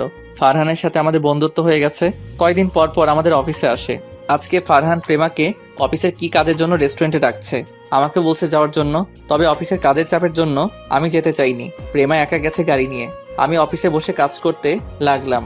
এবার একটু ওদিক থেকে ঘুরে আসি। প্রেমা আর ফারহানের মধ্যে কি কথা হচ্ছে? বলো, কি কাজের জন্য ডেকেছো? ফারহান এবার একটা গোলাপ নিয়ে প্রেমার সামনে হাঁটু গেড়ে বসে বলতে লাগলো, রেস্টুরেন্টে তারা দুজন এবং রেস্টুরেন্টের লোক ছাড়া কেউ নেই। প্রেমা, আমি তোমাকে প্রথম যেদিন আমার অফিসে দেখি সেদিন থেকে আমার তোমাকে ভালো লাগে। এরপর আস্তে আস্তে তোমাকে ভালোবেসে ফেলেছি। প্লিজ তুমি আমাকে ফিরিয়ে দিও না, আমি সত্যি তোমাকে অনেক ভালোবাসি। এটা তুমি কি বলছো? আমি তোমাকে বন্ধু ছাড়া অন্য কিছু কখনো ভাবিনি। আর তুমি জানো আমার স্বামী আছে, আমার পেটে রাসেলের সন্তান। তুমি কি করে এ কথা বলতে পারলে? আমি তোমার কাছে এরকম একটা কথা কখনো আশা করি নাই। আমি জানি তোমার স্বামী আছে, তোমার পেটে রাসেলের সন্তান। তুমি চাইলে রাসেলকে ডিভোর্স দিয়ে দাও, আমি তোমার সন্তানের কোনো ক্ষতি করতে বলবো না। আর ওই রাসেলের কি আছে? আমার সব কিছু আছে। আমি তোমাকে অনেক সুখে রাখবো। তোমাকে আমি অনেক ভালো মনে করছি, কিন্তু তুমি যে এতটা খারাপ তা আমার জানা ছিল না। আমি রাসেলকে নিয়ে অনেক সুখেই আছি। আজকে থেকে তুমি আমার সাথে কোনো যোগাযোগ করবে না। আমি চাই না তোমার কারণে আমার সংসারে অশান্তির সৃষ্টি হোক। তুমি কি জানো, তুমি অফিসে না থাকলে তোমার স্বামী অফিসে কি করে? তোমার স্বামী তোমার বান্ধবী নদীর সাথে প্রেম করে। এটা আমি কখনো বিশ্বাস করি না। রাসেলকে আমি ভালো করে চিনি, সেরকম কাজ কখনো করবে না। আমি জানতাম তোমার বিশ্বাস হবে না। ঠিক আছে, আমার সাথে তোমার অফিসে চলো, তারপর দেখবে তোমার স্বামী অফিসে বসে কি করে। আমার স্বামীর উপর অনেক বিশ্বাস আছে আমার। ঠিক আছে, তুমি যখন বলছো তাহলে চলো। তারপর প্রেমা আর ফারহান অফিসে আসতে লাগলো, আর এদিকে আমি অফিসে বসে কাজ করতে আসি। হঠাৎ নদী আমার কেবিনের সামনে এসে বলল, ভিতরে কি আসতে পারি? আরে নদী, তুমি আসো, বসো। নদী ভিতরে ঢুকে একটা চেয়ারে বসলো। কি ব্যাপার, আজকে প্রেমাকে দেখছি না যে? প্রেমা কোথায়? প্রেমা অফিসের কাজের জন্য ফারহান কোম্পানির সাথে দেখা করতে গেছে। ও, তা বলো, কি খাবে, চা না কফি? কফি হলে চলবে। আমি পিয়নকে ফোন দিয়ে বললাম 2টা কফি নিয়ে আসতে। কিছুক্ষণ পর পিয়ন কফি নিয়ে আসলো। দুজনে বসে কফি খেতে লাগলাম। রাসেল, তোমার সাথে আমার কিছু কথা আছে। কি কথা বলো? আসলে তোমাকে যেদিন না বুঝে থাপ্পড় মারি, সেদিন থেকে আমার কেমন জানি লাগছে। তোমার সাথে কথা বলতে আমি তোমাকে ভালোবেসে ফেলেছি। এটা তুমি কি বলছো নদী? আমার বিয়ে হয়ে গেছে, আর প্রেমা যদি এটা জানতে পারে তাহলে তোমাকে অফিসে আর আসতে দিবে না এবং তোমার সাথে বন্ধুত্ব নষ্ট করে দিবে। তোমাকে সত্যি আমি অনেক ভালোবেসে ফেলেছি, প্লিজ তুমি আমাকে ফিরিয়ে দিও না। তুমি প্রেমার বান্ধবী দেখে কিছু করলাম না, তা না হলে এখনই ঘাট ধাক্কা দিয়ে অফিস থেকে বের করে দিতাম। ঠিক আছে, তুমি যখন আমাকে ভালোবাসতে পারবে না তাহলে আমাকে একটা বার জড়িয়ে ধরবে, প্লিজ তুমি না করো না। আমি আর কখনো তোমার কাছে ভালোবাসার কথা বলবো না। আমি ভাবলাম জড়িয়ে ধরতে তো বলছে, এর থেকে তো বেশি কিছু বলে নাই। ঠিক আছে, শুধু বন্ধু বলে জড়িয়ে ধরতে বললাম। নদী চেয়ার থেকে উঠে আসলো, আমিও দাঁড়িয়ে গেলাম। আপনাদের একটা কথা বলে রাখি, নদীর কথাগুলো আমার কেমন খটকা লাগলো, তাই আমার মোবাইলের অডিও চালু করে রাখলাম। এতক্ষণ নদী আমার সাথে কি কথা বলছে সব মোবাইলে সেভ করে রাখলাম। নদী আমাকে জড়িয়ে ধরলো, হঠাৎ কেউ একজন হাততালি দিয়ে কেবিনের ভিতরে ঢুকলো। আমি নদীকে ছাড়িয়ে দেখি প্রেমা আর ফারহান আমাদের কেবিনে। প্রেমা, তুমি কখন আসলে? কেন, আমি আসাতে বুঝি তোদের সমস্যা হয়ে গেছে? প্রেমা, তুমি আমার কথাটা আগে শুনো। কি শুনবো তোর কথা? আমি তোকে অনেক বিশ্বাস করেছি, কিন্তু তুই শেষ পর্যন্ত আমাকে ধোকা দিলি কেন রে? আমি কি তোকে কম ভালোবাসা দিয়েছি তার জন্য তুই নদীর সাথে কেবিনে বসে রোম্যান্স করবি? প্রেমা, তুমি আমাকে ভুল ভাবছো, আমাদের মধ্যে কিছুই নেই। আগে আমার কথাটা শোনো। আমি তোর কোনো কথা শুনতে চাই না, তুই একটা ধোঁকাবাজ। তোকে ভালোবেসে বিয়ে করে আমি জীবনের বড় ভুল করেছি। আমি ধোঁকাবাজ না, আমি তোমাকে অনেক ভালোবাসি। এর ফাঁকে ফারহান আর নদী কেবিন থেকে বেরিয়ে চলে গেল। তাহলে এই ছিল তোর ভালোবাসা? লাস্ট পর্যন্ত আমার বান্ধবীর সাথে এরকম করলি? তুই আজকে বাসায় আয়, আমি তোর মতো বেইমানের সাথে আর সংসার করব না। এই বলে প্রেমা কেবিন থেকে বেরিয়ে গেল, আমাকে সত্যটা বলার সুযোগ দিল না। আমি দাঁড়িয়ে না থেকে প্রেমার পিছনে কেবিন থেকে বেরিয়ে আসলাম। অফিস থেকে বেরিয়ে দেখি প্রেমা গাড়ি চলে গেছে। আমি ম্যানেজারের গাড়ি নিয়ে প্রেমার পিছনে যেতে লাগলাম। যেতে যেতে দেখি প্রেমা তাদের বাসায় আসলো। প্রেমা বাড়ির ভিতরে ঢুকে গেল, আমি তার পিছনে বাসার ভিতরে ঢুকলাম। আমার আগে প্রেমা ভিতরে ঢুকে গেল। আমি গাড়ি পার্কিং করে দরজার সামনে দাঁড়িয়ে কলিং বেল চাপ দিলাম। কিছুক্ষণ পর শ্বশুরবাড়ির কাজের লোক দরজা খুলে দিল। আমি ভিতরে ঢুকে দেখি শ্বশুর শাশুড়ি সোফায় বসে কফি খাচ্ছে আর গল্প করছে। আমাকে দেখে শ্বশুর বলল, আরে রাসেল, প্রেমার কি হয়েছে? দেখলাম কান্না করতে করতে রুমে চলে গেল। তোমার সাথে কিছু হয়েছে? আসলে আব্বু, আমাদের মাঝে একটু ভুল বোঝাবুঝি হয়েছে। প্রেমা সত্যটা না জেনে আমাকে ভুল বুঝছে। কি এমন হয়েছে তোমাদের মধ্যে যে প্রেমা তোমাকে ভুল বুঝলো? আমি শ্বশুর শাশুড়িকে অডিওটা শোনালাম। তখন শ্বশুর বলল, আমার মনে হয় নদী তোমাদের সংসার ভাঙতে চেয়েছে। নদী আমাদের সংসার কেন ভাঙবে? আচ্ছা, নদীর সাথে তোমাদের কিছু হয়েছে? একদিন নদীর সাথে আমি অফিসে ধাক্কা খাই। সেদিন নদী আমাকে না চিনে গায়ে হাত তোলে। তখন প্রেমা এটা শুনে নদীকে 2টা থাপ্পড় মারে। তাহলে এটা নদীর সাজানো নাটক, আর থাপ্পড়ের প্রতিশোধ নিতে এমনটা করেছে। আমার মনে হয় তাই হবে। আগে প্রেমার ভুলটা ভেঙে দেই, তা না হলে অন্য কিছু করে বসবে। ঠিক আছে, যাও। আমি আর কোনো কথা না বলে উপরে প্রেমার রুমের সামনে এসে বললাম, প্রেমা দরজা খুলো, তুমি একটাবার আমার কথাগুলো শোনো। প্রেমা রুমের ভিতর থেকে বলল, তুই এখানে কেন এসেছিস? তুই আমাদের বাসা থেকে বেরিয়ে যা, আমি তোর সাথে কথা বলতে চাই না। আমি তোমার সাথে 2টা মিনিট কথা বলবো, তারপর তুমি আমাকে যেটা খুশি করো। আমি তোমাকে বাধা দিব না, একটাবার তুমি দরজাটা খোলো। প্রেমা কি বুঝে দরজা খুলে দিল। আমি ভিতরে ঢুকে দেখি প্রেমা বিছানায় বসে কান্না করছে। আমাকে বলল, কেন এসেছিস এখানে? তুই তো নদীর কাছে যা। আমাকে ফারহান বলেছে সব, তুই নাকি খারাপ, কিন্তু আমার তোর প্রতি বিশ্বাস ছিল, তুই এমন কাজ করবি না। কিন্তু অফিসে এসে নিজের চোখে যেটা দেখলাম, তারপর আমার সব কিছু এলোমেলো হয়ে যায়। আমার সাথে নদীর কোনো সম্পর্ক নেই। তুমি জানো নদী আজকে অফিসে এসে আমাকে কি বলেছে? কি বলেছে নদী? তাহলে শুনো। আমি মোবাইল থেকে অডিও চালু করে দিলাম। প্রেমা অডিওটা শুনে এমন কিছু করবে আমি তো পুরো অবাক হয়ে গেলাম। প্রেমা আমার পা ধরে বলতে লাগলো, রাসেল, আমার ভুল হয়ে গেছে, তুমি আমাকে ক্ষমা করে দাও। আমি বুঝতে পারি নাই নদী যে তোমাকে এমন কিছু বলবে। তুমি যদি একটাবার আমার কথাগুলো শুনতে তাহলে এমন কিছু হতো না। আমি বুঝতে পারি নাই তুমি যখন নদীকে জড়িয়ে ধরেছো তখন এটা দেখে আমার পুরো দুনিয়া অন্ধকার হয়ে গেছে। আমি মনে করছি তুমি আমাকে ধোকা দিয়েছো। আচ্ছা, এসব কথা বাদ দাও। তোমার সাথে ফারহান অফিসে আসলো কেন? আজকে ফারহান আমাকে অফিসের কাজের জন্য ডাকে নাই। ফারহান আমাকে প্রপোজ করেছে, সে নাকি আমাকে ভালোবাসে। আমি প্রেমার কথা শুনে মাথা পুরো গরম হয়ে গেল। ফারহানকে অনেক ভালো মনে করেছি, আর সে আমার স্ত্রীকে ভালোবাসার কথা বলে। তখন আমি বললাম, তখন তুমি ওকে কি বলেছো? আমি তাকে মানা করছি আর বলেছি আমার সামনে আর কখনো না আসতে। ও বলেছে তোমাকে ডিভোর্স দিয়ে দিতে, আমার পেটের সন্তান সে লালন পালন করবে। আমি ভাবতে পারিনি ফারহান তোমাকে কথা বলবে। আর ফারহান সহ অফিসে আসলে কেন? আমি ফারহানকে না করে দেওয়ার পর সে বলে তুমি নাকি নদীকে ভালোবাসো। আমি অফিসে না থাকলে নদীকে অফিসে ডেকে তুমি তার সাথে রোম্যান্স করো। তখন তুমি তার কথা বিশ্বাস করলে? আমি ওকে বলেছি তুমি এমন কাজ কখনো করতে পারো না। তখন সে আমাকে বলল তার সাথে নাকি অফিসে আসতে, আর তখন অফিসে আসার পর কি হলো তুমি তো সব জানো। আমার একটা জিনিস মাথায় আসছে না, যখন তুমি আমাকে ভুল বুঝে নানান কথা বলছো, তখন নদী আর ফারহান কোনো কথা না বলে অফিস থেকে বেরিয়ে গেল কেন? তারা ওই সময় কিছু বলে নাই কেন? আমার মনে হয় নদী আর ফারহানের মধ্যে কিছু একটা আছে, তা না হলে ওরা কিছু না বলে চলে গেল কেন? নদী আর ফারহান আমাদের সংসার ভাঙার জন্য মনে হয় এমন করছে। নদী মনে হয় আমাদের উপর প্রতিশোধ নিতে ফারহানের সাথে হাত মিলিয়েছে। আমারও তাই মনে হয়। এখন কি করে ওদের ধরা যায়? আমি আর তুমি যে মিলে গেছি এটা ওদের বুঝতে দেওয়া যাবে না। তুমি ফারহান আর নদীর সাথে আগের মতো কথা বলবে, তাদের কাছ থেকে সত্যি কথা বের করতে হবে। ঠিক আছে, তুমি যেভাবে বলবে আমি সেভাবেই কাজ করব। ওকে, এখন বাসায় চলো, আব্বু আম্মু আমাদের জন্য চিন্তা করবে। হঠাৎ শাশুড়ি আম্মা রুমে এসে বলল, আজকে আর বাসায় যাওয়া হচ্ছে না, কালকে যাবে, আজকে এখানে থেকে যাও। না আম্মু, শ্বশুর শাশুড়ি বাসায় একা, আমি থাকতে পারবো না।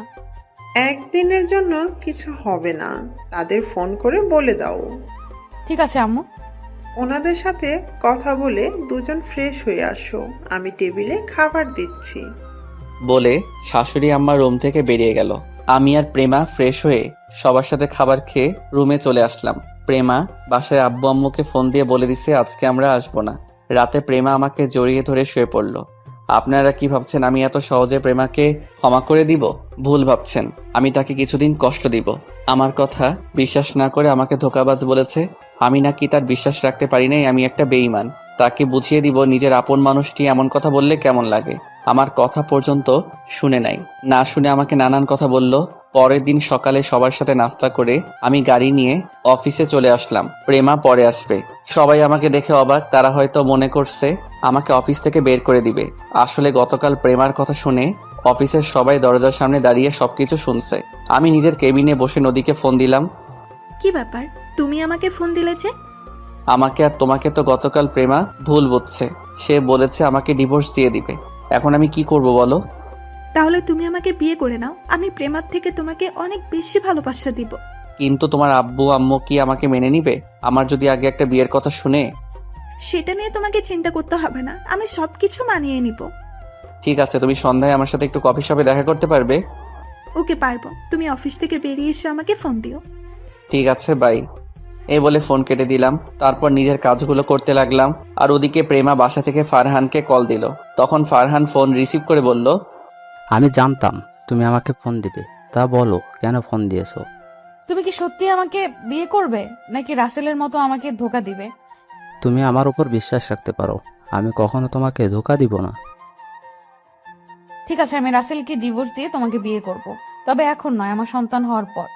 ফারহান মনে মনে বলতে লাগলো, আমি তোকে কিছুদিন ভোগ করব, তারপর এমনি তোকে ছেড়ে দিব। আমি তো নদীকে ভালোবাসি, তোদের সংসার ভাঙার জন্য এত কিছু করেছি, তো সাহস কি করে হলো আমার ভালোবাসা নদীর গায়ে হাত তোলার? তখন ফারহান বলল, ঠিক আছে, তুমি যা বলবে তাই হবে। আর প্রেমা মনে মনে বলতে লাগলো, তুই ভাবলি কেমন করে আমি রাসেলকে ডিভোর্স দিব? তোর কাছ থেকে সব সত্যি বাহির করে ছাড়বো। ওকে ঠিক আছে, এখন অফিসে গিয়ে ওই রাসেলকে অফিস থেকে বের করে দিব। আমি তো তোমাকে আগেই বলেছি রাসেল ছেলেটা ভালো না, তুমি আমার কথা বিশ্বাস করলে না। আজ ওকে সবার সামনে অপমান করে অফিস থেকে বের করে দিবে। ঠিক আছে, বাই। এই বলে প্রেমা ফোন কেটে দিল। মনে মনে বলল, কুত্তার বাচ্চা, তো সাহস কি করে হয় আমার স্বামীকে অপমান করে বের করে দিতে বললি? রাসেল আমার জান। এই সব কিছু ভাবতে ভাবতে গাড়ি নিয়ে অফিসে চলে আসলো। আর আমি অফিসের কাজ করতে লাগলাম। প্রেমা আমার কেবিনে সোজা আসলো, একটা চেয়ারে বসে বলল, আমি ফারহানের সাথে কথা বলেছি। তো কি কথা বলেছো? তারপর আমাকে সব খুলে বলল। ওকে, এখন অফিসের সবার সামনে দিয়ে আমাকে অফিস থেকে বের করে দাও। আমি কিছুদিন অন্য জায়গায় থাকবো। কিন্তু তোমাকে ছাড়া আমি থাকবো কেমন করে? আরে আমাদের তো ফোনে কথা হবে। আর এই ফারহান আর নদীকে উচিত শিক্ষা না দিলে আমার মন কখনো শান্ত হবে না। আমি ওদের তিলে তিলে কষ্ট দিব। আমাদের সুখী সংসার ভাঙতে আসে। ঠিক আছে, এখন তুমি তৈরি হয়ে নাও। আমি প্রেমার কথা মতো নিজেকে ঠিক করে নিলাম। তারপর প্রেমা আমাকে কেবিন থেকে বের করে সবার সামনে বলল, তোকে অফিসে আসতে কে বলেছে? তোর মতো ছেলেকে আমি বিয়ে করে অনেক বড় ভুল করেছি। তুই এখনই অফিস থেকে বেরিয়ে যা। আমি সময় মতো তোর ডিভোর্স পেপার পাঠিয়ে দেব। প্রেমা, আমার ভুল হয়ে গেছে, আমাকে তুমি মাফ করে দাও। আর জীবনে এমন কাজ কখনো করব না। আমাকে আর একটাবার সুযোগ দাও। তোর মতো ছেলেকে বিশ্বাস করে আমি জীবনের বড় ভুল করেছি। আমি তোকে আর বিশ্বাস করি না। তুই এখনই বের হয়ে যা অফিস থেকে। ঠিক আছে, আমি চলে যাচ্ছি। তুমি ভালো থেকো। আমার থেকে ভালো ছেলে পেলে বিয়ে করে নিও। এ কথা বলে আমি অফিস থেকে বেরিয়ে গেলাম। আপনাদের মাথায় এখন কিছুই ঢুকবে না। গল্পের সাথে থাকুন, সব দেখতে পাবেন আমাদের প্ল্যান কি করেছি। আমরা তাদের শাস্তি তো দিবই, আমরা আরো জিনিস তাদের সাথে করব। আমি অফিস থেকে বেরিয়ে একটা রিক্সা নিয়ে বাসায় চলে আসলাম। কলিং বেল চাপ দেওয়ার পর আম্মু এসে দরজা খুলে দিল। আমাকে দেখে বলল, কি রে রাসেল, তুই আজকে এত তাড়াতাড়ি অফিস থেকে চলে আসলি যে? প্রেমা কোথায়? আম্মু, আমি তোমাকে পরে সবকিছু খুলে বলবো। আমি আগে একটু রুমে গিয়ে ফ্রেশ হয়ে নিই। ঠিক আছে, যা। আমি আর কোনো কথা না বলে রুমে এসে ফ্রেশ হয়ে বিছানায় শুয়ে মোবাইলটা হাতে নিয়ে প্রেমাকে ফোন দিলাম। বলো। অফিসের লোকজন কিছু বলেছে? বলেছে। তারা বলল তোমার মতো ছেলেকে অফিস থেকে বের করে দিয়ে অনেক ভালো কাজ করেছি। এদের মতো ছেলেকে পুলিশে দেওয়া উচিত। তখন তুমি কি বলেছো? আমি ওদের বলেছি যার যার জায়গায় গিয়ে কাজ করতে। আমারটা আমি দেখে নিব। তুমি জানো ওদের কথা শুনে আমার অনেক খারাপ লাগছে। আমি কেবিনে এসে কান্না করে দিলাম। আরে এত কান্না করো কেন? পরে সবাইকে বুঝিয়ে বললে ঠিক হয়ে যাবে। আমাদের যত তাড়াতাড়ি সম্ভব কাজটা শেষ করতে হবে। আর আমাদের সন্তান তোমার পেটে। 2-3 মাস পর থেকে তো আর তুমি অফিসে আসতে পারবে না। ঠিক বলেছো। আচ্ছা এখন রাখি, ফারহান কল দিচ্ছে। ওকে, ঠিক আছে। আর আমি যেভাবে বলেছি সেভাবে কথা বলে যাবে। আমি সন্ধ্যায় নদীর সাথে দেখা করব। ওকে ঠিক আছে, আল্লাহ হাফেজ। আল্লাহ হাফেজ বলে ফোনটা কেটে দিলাম। দুপুরে আব্বু আম্মুর সাথে বসে খাবার খেতে লাগলাম। তখন আব্বু বলল, কিরে তুই বাসায়, প্রেমা কোথায়? আসলে আব্বু, প্রেমা 1 মাসের মতো বাসায় আসবে না। কেন, কি হয়েছে ওর? তারপর আব্বু আম্মুকে সবকিছু খুলে বললাম। তবে তুই সবসময় প্রেমাকে চোখে চোখে রাখবি। ওই ছেলে যেন প্রেমার কিছু করতে না পারে। সেটা নিয়ে তোমাদের চিন্তা করতে হবে না। আমি প্রেমার পিছনে সবসময় লোক লাগিয়ে রাখবো।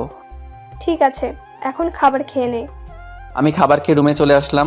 সন্ধ্যায় আব্বু আম্মুকে বলে বাসা থেকে বেরিয়ে একটা রিক্সা নিয়ে রেস্টুরেন্টের সামনে চলে আসলাম। এবার আপনাদের একটা কথা বলি। নদীর সাথে বন্ধুত্ব করার পরে নদী আমাকে ভালোবেসে ফেলে। আপনারা হয়তো বলবেন আমি জানতাম কেমন করে। আসলে নদী রাইসার বিয়ের সময় একটা মেয়ের সাথে কথা বলতে শুনেছি। আমি তখন এটা ওটা জায়গায় নিয়ে সাজাতে গেলে তাদের কথাগুলো শুনতে পাই। নদীর সাথে মেয়েটা নদীকে বলেছে, ওর তো বউ আছে, দেখে মনে হচ্ছে দুজন দুজনকে পাগলের মতো ভালোবাসে। তুই তাকে কিভাবে মনের কথা বলবি? তখন নদী বলল, আমি আগে প্রেমার চোখে রাসেলকে খারাপ বানাবো, তারপর রাসেলকে আপন করে নিব। তখন ওই মেয়েটা বলল, তুই কিভাবে রাসেলকে প্রেমার চোখে খারাপ বানাবি? তখন নদী বলল, সেটা সময় হলেই জানতে পারবি। আরো অনেক কাহিনী আছে, সাথে থাকেন, দেখতে পাবেন। এখন আপনাদের মাথায় কিছুই ঢুকবে না। আমি রেস্টুরেন্টের ভিতরে ঢুকে একটা টেবিলের সামনে গিয়ে চেয়ার টেনে বসলাম। কিছুক্ষণ পর নদী আসলো, আমার সামনের চেয়ারে বসে বলল, বলো কেন ডেকেছ? তোমার জন্য তো প্রেমা আমাকে ভুল বুঝেছে। আমাকে আজকে অফিস থেকে বের করে দিয়েছে। এখন আমি কি করব? সমস্যা নেই, তুমি আমাদের অফিসে কাজ করো, দুজনে মিলে অফিসটা চালাবো। তোমার আব্বু কিছু বলবে না? আমার উপরে আব্বু কখনো কথা বলে না। আজকে তোমাকে আমি একটা সত্যি কথা বলি। আসলে আমি তোমাকে অনেক আগে থেকেই ভালোবাসি, কিন্তু প্রেমার কারণে বলতে পারি না। প্রেমা সারাক্ষণ আমাকে প্যারার উপরে রাখে। কি তুমি সত্যি বলছো? আমি সত্যি বলছি। তুমি জানো আমিও তোমাকে অনেক আগে থেকে ভালোবাসি, কিন্তু প্রেমার জন্য বলতে পারি নাই। আসলে প্রেমাকে আমার একটু ভালো লাগে না। ওর থেকে মুক্তি পেয়ে অনেক ভালো লাগছে। প্রেমার আগে যদি তোমাকে দেখতাম তাহলে তোমাকে বিয়ে করতাম। তাহলে আমার কাজটা করা ঠিক হয়েছে? মানে কি কাজ? আরে তোমাকে জড়িয়ে ধরা, তা না হলে তো প্রেমা তোমাকে ছেড়ে দিত না। একদম ঠিক কাজ করেছো। এখন আমি তোমাকে বিয়ে করে নিব। ঠিক আছে, আমি আব্বু আম্মুর সাথে কথা বলবো। এখন বলো না, আগে তোমার অফিসে কাজ করি 1 মাসের মতো, তোমার বাবার মন জয় করি, তাহলে তোমার আব্বু বিয়েতে রাজি হবে। ঠিক বলছো, তুমি কালকে আমাদের অফিসে চলে এসো। আচ্ছা ঠিক আছে। তারপর আরো কিছুক্ষণ কথা বলে রেস্টুরেন্ট থেকে বেরিয়ে নদীকে বিদায় দিয়ে আমার এক বড় ভাইয়ের কাছে গেলাম। তিনি সবসময় ভালো কাজ করে। আরে রাসেল, তুমি হঠাৎ আমার এখানে? ভাইয়া, আমার কয়েকজন লোক লাগবে আমার স্ত্রীকে চোখে চোখে রাখার জন্য। কেন, তোমার পেছনে কেউ লাগছে? আমাকে শুধু একবার বলো, একবারে উচিত শিক্ষা দিয়ে দেবো। আসলে ভাইয়া তেমন কিছু না। তারপর ভাইয়াকে সবকিছু খুলে বললাম। সমস্যা নেই, আমার লোক সবসময় তোমার বউয়ের পিছনে পিছনে থাকবে। ভাইয়া তোমাকে কত দিতে হবে? একটা থাপ্পড় দেবো। তুই ভাবলি কি করে আমি তোর কাছে টাকা নিব? তুই না থাকলে আমি এতক্ষণ ওপরে থাকতাম। ঠিক আছে ভাইয়া, আমি ঠিকানা দিয়ে যাচ্ছি, সকালে বলবেন এই বাসার সামনে চলে যেতে। আমার বউ লোক দেখে চিনে ফেলবে, কিন্তু ফারহান যেন বুঝতে না পারে। সমস্যা নেই, তুই এখন বাসায় চলে যা, সকালে আমার লোক তোর বউয়ের বাসার সামনে চলে যাবে। ধন্যবাদ ভাইয়া, আমি এখন আসি। এই বলে ভাইয়ার ওখান থেকে চলে আসলাম। আসলে আমি একদিন অফিস থেকে আসার সময় রাস্তায় দেখি ভাইয়াকে কিছু ছেলে মারতে আসছে, তখন আমি ওখানে ছুটে গেলাম। আমি ওদের সবাইকে মারতে লাগলাম। ছেলেগুলো মার খেয়ে দৌড় দিয়ে পালালো। সেই থেকে ভাইয়ার সাথে পরিচয়। রাতে সবার সাথে খাবার খেয়ে রুমে এসে বিছানায় শুয়ে মোবাইল হাতে নিয়ে দেখি প্রেমা অনেকগুলো ফোন দিচ্ছে, তাই ফোন ব্যাক করলাম। বলো, এত ফোন দিছো কেন? তুমি এতক্ষণ কোথায় ছিলে? আমি কতগুলো ফোন দিছি। আসলে আমি খাবার খাচ্ছিলাম, মোবাইল রুমে ছিল। ও, তা এখন কি করো? এই তো রুমে এসে বিছানায় শুয়ে তোমার সাথে কথা বলছি। তুমি কি করো? খাবার খেয়ে রুমে এসে তোমাকে ফোন দিচ্ছি, কিন্তু তুমি ফোন রিসিভ করো নাই। আমার একা একা ঘুমাতে ভালো লাগছে না, তুমি একটু আসবে? এখন তোমার বাসায় গেলে তোমার আব্বু আম্মু কি বলবে? আরে আব্বু আম্মু তো ঘুমিয়ে গেছে মনে হয়। তুমি প্লিজ আসো, তোমাকে ছাড়া আমার ঘুম আসছে না। ঠিক আছে, আসছি বলে ফোন কেটে দিলাম। আমি বিছানা থেকে নেমে একটা জামা গায়ে দিয়ে বাইকটা নিয়ে শ্বশুর বাড়িতে চলে আসলাম। দারোয়ান আমাকে দেখে বলল, আরে রাসেল বাবা, তুমি এত রাতে আসলে যে? আসলে চাচা, প্রেমার সাথে দেখা করতে এসেছি, ওকে না দেখে থাকতে পারি না। ঠিক আছে, যাও। তবে চাচা, শ্বশুর শাশুড়ি যেন এটা কখনো জানতে না পারে। সমস্যা নেই, কেউ জানবে না। ধন্যবাদ চাচা, আর এই 1000 টাকা রাখুন। লাগবে না বাবা, এমনি তুমি আমাকে অনেক টাকা দিয়েছো। আরে রাখুন চাচা, মনে করেন আপনার ছেলে দিয়েছে। চাচা টাকাটা রাখলো। তারপর আমি দরজার সামনে এসে প্রেমাকে ফোন দিয়ে বললাম দরজা খোলার জন্য। কিছুক্ষণ পর প্রেমা এসে দরজা খুলে দিল। আমার হাত ধরে ভিতরে ঢুকিয়ে দরজা লাগিয়ে রুমে নিয়ে আসলো। তারপর এমন কিছু করবে সেটা আমি কখনো ভাবিনি। প্রেমা আমাকে রুমে ঢুকিয়ে জড়িয়ে ধরে ঠোঁটের সাথে ঠোঁট লাগিয়ে দিল।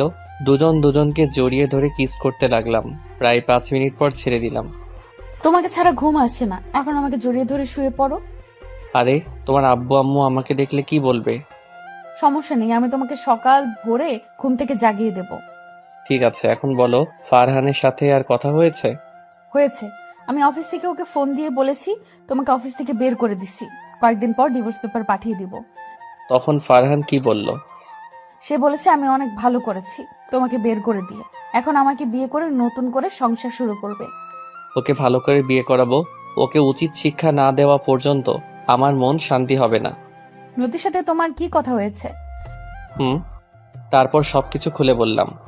তাহলে তো ভালোই। তুমি যদি গতকাল রাতে আমাকে ওই কথাগুলো না বলতে, তাহলে আমি এসব ব্যাপার জানতাম না। ফারহান ছেলেটাকে অনেক ভালো মনে করছি। আর তোমাকে কালকে থেকে কিছু লোক ফলো করবে তোমার নিরাপত্তার জন্য।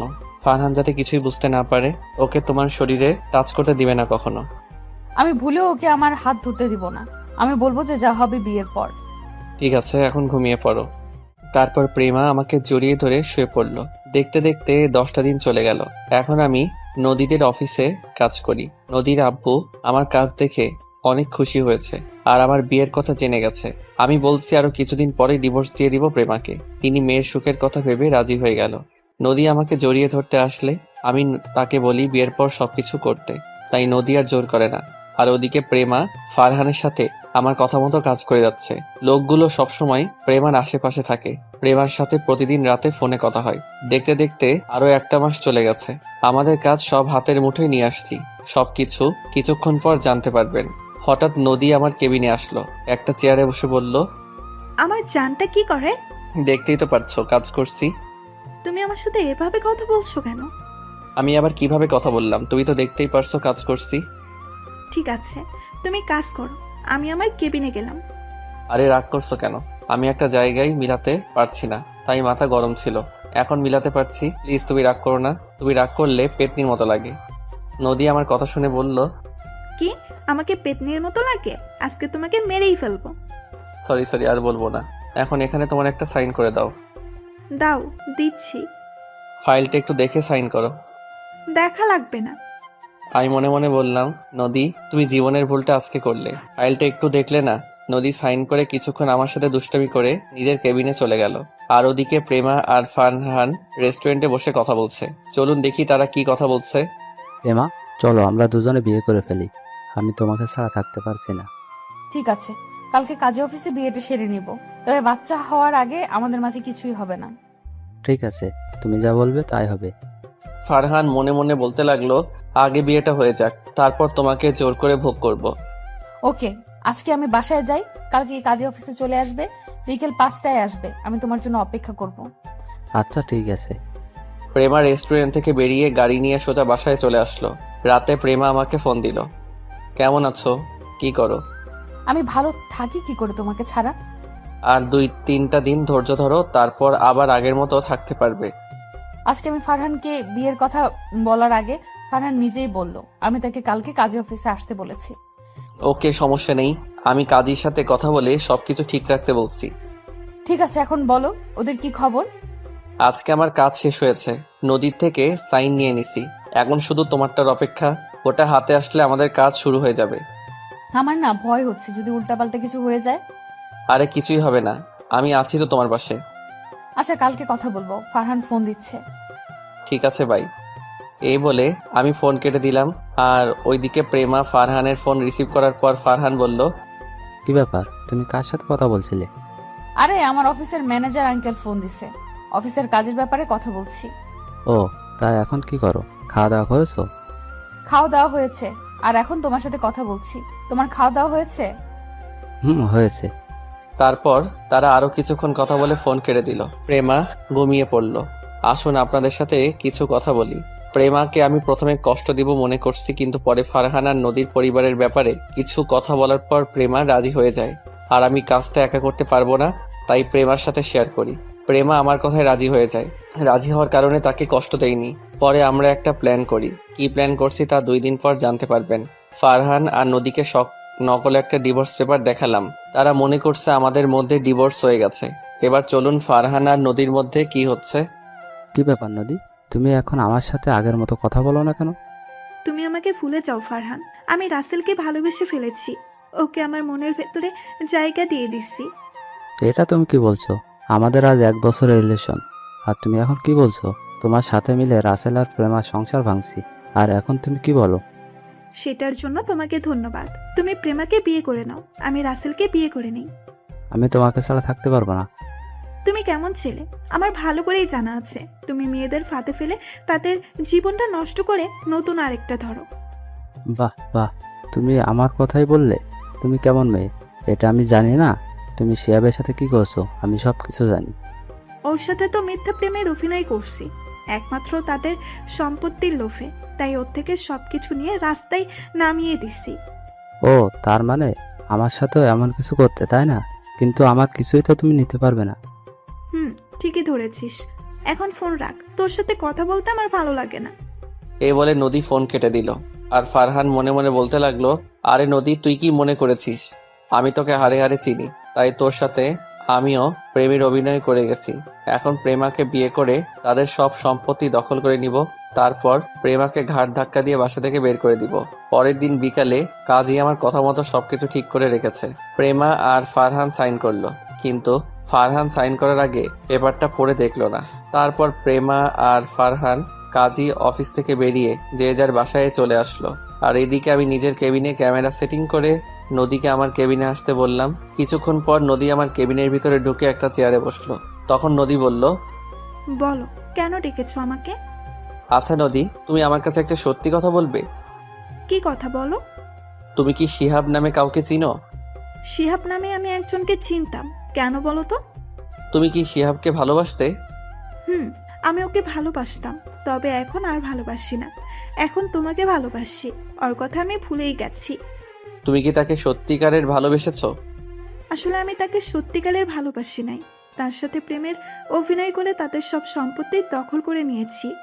তুমি এটা ওর সাথে করলে কেন? এটা কি তুমি একাই করেছো? এটা আমি একা করি নাই, সাথে আমার বাবাও ছিল। আর ওর সাথে এটা করার কারণ, সে মেয়েদের নিয়ে মজা করত, বেশি ভাব দেখাতো। তাই ওর সাথে প্রেমের অভিনয় করে আমি আর আব্বু ওদের সবকিছু নিয়ে রাস্তায় নামিয়ে দিছি। তাই বলে এমনটা করবে ওর সাথে? করেছি, বেশ করেছি। আচ্ছা তুমি ওর কথা বলছো কেন? তুমি কি শিহাবকে চিনো? আমি ওকে চিনি না। গতকাল রাস্তায় হঠাৎ আমার গাড়ির সামনে এসে ধাক্কা খায়, তখন আমি তাকে হাসপাতালে নিয়ে যাই। তারপর আমাকে এই কথাগুলো বলল। ওর কথা তোমাকে চিন্তা করতে হবে না, এখন আমাদের বিয়ের ব্যাপারে চিন্তা করো। ঠিক আছে, কালকে আমি আব্বু আম্মুকে নিয়ে তোমাদের বাসায় যাব বিয়ের কথাবার্তা বলতে। ঠিক আছে, এখন আমি কেবিনে গেলাম, হাতে কিছু কাজ আছে। ওকে যাও। নদিয়ার কোনো কথা না বলে কেবিন থেকে বেরিয়ে গেল। আমি বসে বসে কাজ করতে লাগলাম। সন্ধ্যায় গাড়ি নিয়ে আমি সোজা ফারহানের বাসায় চলে গেলাম। কলিং বেল চাপ দেওয়ার পর একজন কাজের লোক এসে দরজা খুলে দিল। আমাকে দেখে বলল, কাকে চাই? আমি ফারহানের আব্বুর সাথে একটু কথা বলতে চাই। ঠিক আছে, আপনি ভিতরে সোফায় বসুন, আমি সাহেবকে ডেকে দিচ্ছি। এই বলে কাজের লোক ভিতরে চলে গেল। আমি ভিতরে ঢুকে সোফায় বসলাম। কিছুক্ষণ পর ফারহানের আব্বু আসলো। আমাকে দেখে বলল, তুমি কে? তোমাকে তো চিনতে পারলাম না। আমাকে আপনি চিনবেন না, শুধু আপনাকে কিছু কথা জিজ্ঞেস করতে আসলাম। কি কথা বলো? শিল্পপতি নাজমুল হাসানকে চিনেন আপনি? চিনি, ও আমার বন্ধু ছিল, সে তো এখন বেঁচে নেই। ওনাকে তো আপনি মেরেছেন, আপনার কারণে উনি মরতে বাধ্য হলো। কেন করেছেন ওনার সাথে এমন কিছু? আপনি ওনার বন্ধু ছিলেন, বন্ধু হয়ে বন্ধুর ক্ষতি করতে আপনার একটু কষ্ট হয়নি? করেছি, বেশ করেছি। সে আমার থেকে উপরে উঠতে চাইছে, তাই ওকে রাস্তায় বসিয়ে দিলাম। এখন যদি আপনার নামে আমি থানায় মামলা করি তখন আপনার কি হবে? প্রমাণ সাক্ষী ছাড়া পুলিশ আমার কিচ্ছু করতে পারবে না, আর আমার হাত মন্ত্রী পর্যন্ত আছে। তুমি আমার কিছু করতে পারবে না। আমি আপনাকেও দেখে ছাড়বো। তোর সাহস তো কম না, তুই আমার বাড়িতে এসে আমাকে হুমকি দিচ্ছিস। আমি চাইলে এখনই তোকে থানায় ভরিয়ে দিতে পারি, কিন্তু আমি তা করব না। তুই এখনই আমার বাসা থেকে বেরিয়ে যা। ঠিক আছে, আমি চলে যাচ্ছি, তবে আমি আবার আসবো। এই বলে আমি বাসায় চলে আসলাম। রাতে আব্বু আম্মুর সাথে খাবার খাওয়ার সময় আব্বু বলল, কি রে, তোর কাজ কতটুকু আগালো? আব্বু কালকে সব শেষ হয়ে যাবে, আমাদের কাছে সব প্রমাণ চলে এসেছে। রাইসা ফোন করে বলল সামনের শুক্রবার বাসায় আসবে। ও, ওরা কি বাহির থেকে বাংলাদেশে আসছে? না, কালকে আসবে বলেছে। তোর মোবাইলে ফোন দিচ্ছে, কিন্তু তোকে বিজি পাইছে, তাই আমার মোবাইলে ফোন দিয়ে বলেছে। রাইসের সাথে কথা হয় না আজ 2 দিন হয়েছে। কি করবো বলো, ওদিকের কাজ করে সময় পাই না। ওটা সমস্যা নেই, তো কালকে পুলিশ সাথে করে নিবি। আব্বু। তারপর খাওয়া দাওয়া করে রুমে চলে আসলাম। বিছানায় শুয়ে প্রেমাকে ফোন দিলাম। ফোন দেওয়ার সাথে সাথেই রিসিভ করলো। আমার জানুটা কেমন আছে? তোমাকে ছাড়া ভালো থাকি কি করে? কালকে থেকে তো আমার সাথে থাকবে। আজকে রাতটা কষ্ট করো, তা কাগজপত্র সবগুলো আনছো? সব আমার সাথে আছে। আর ফারহানের সাথে আমি একটা ভিডিও করছি।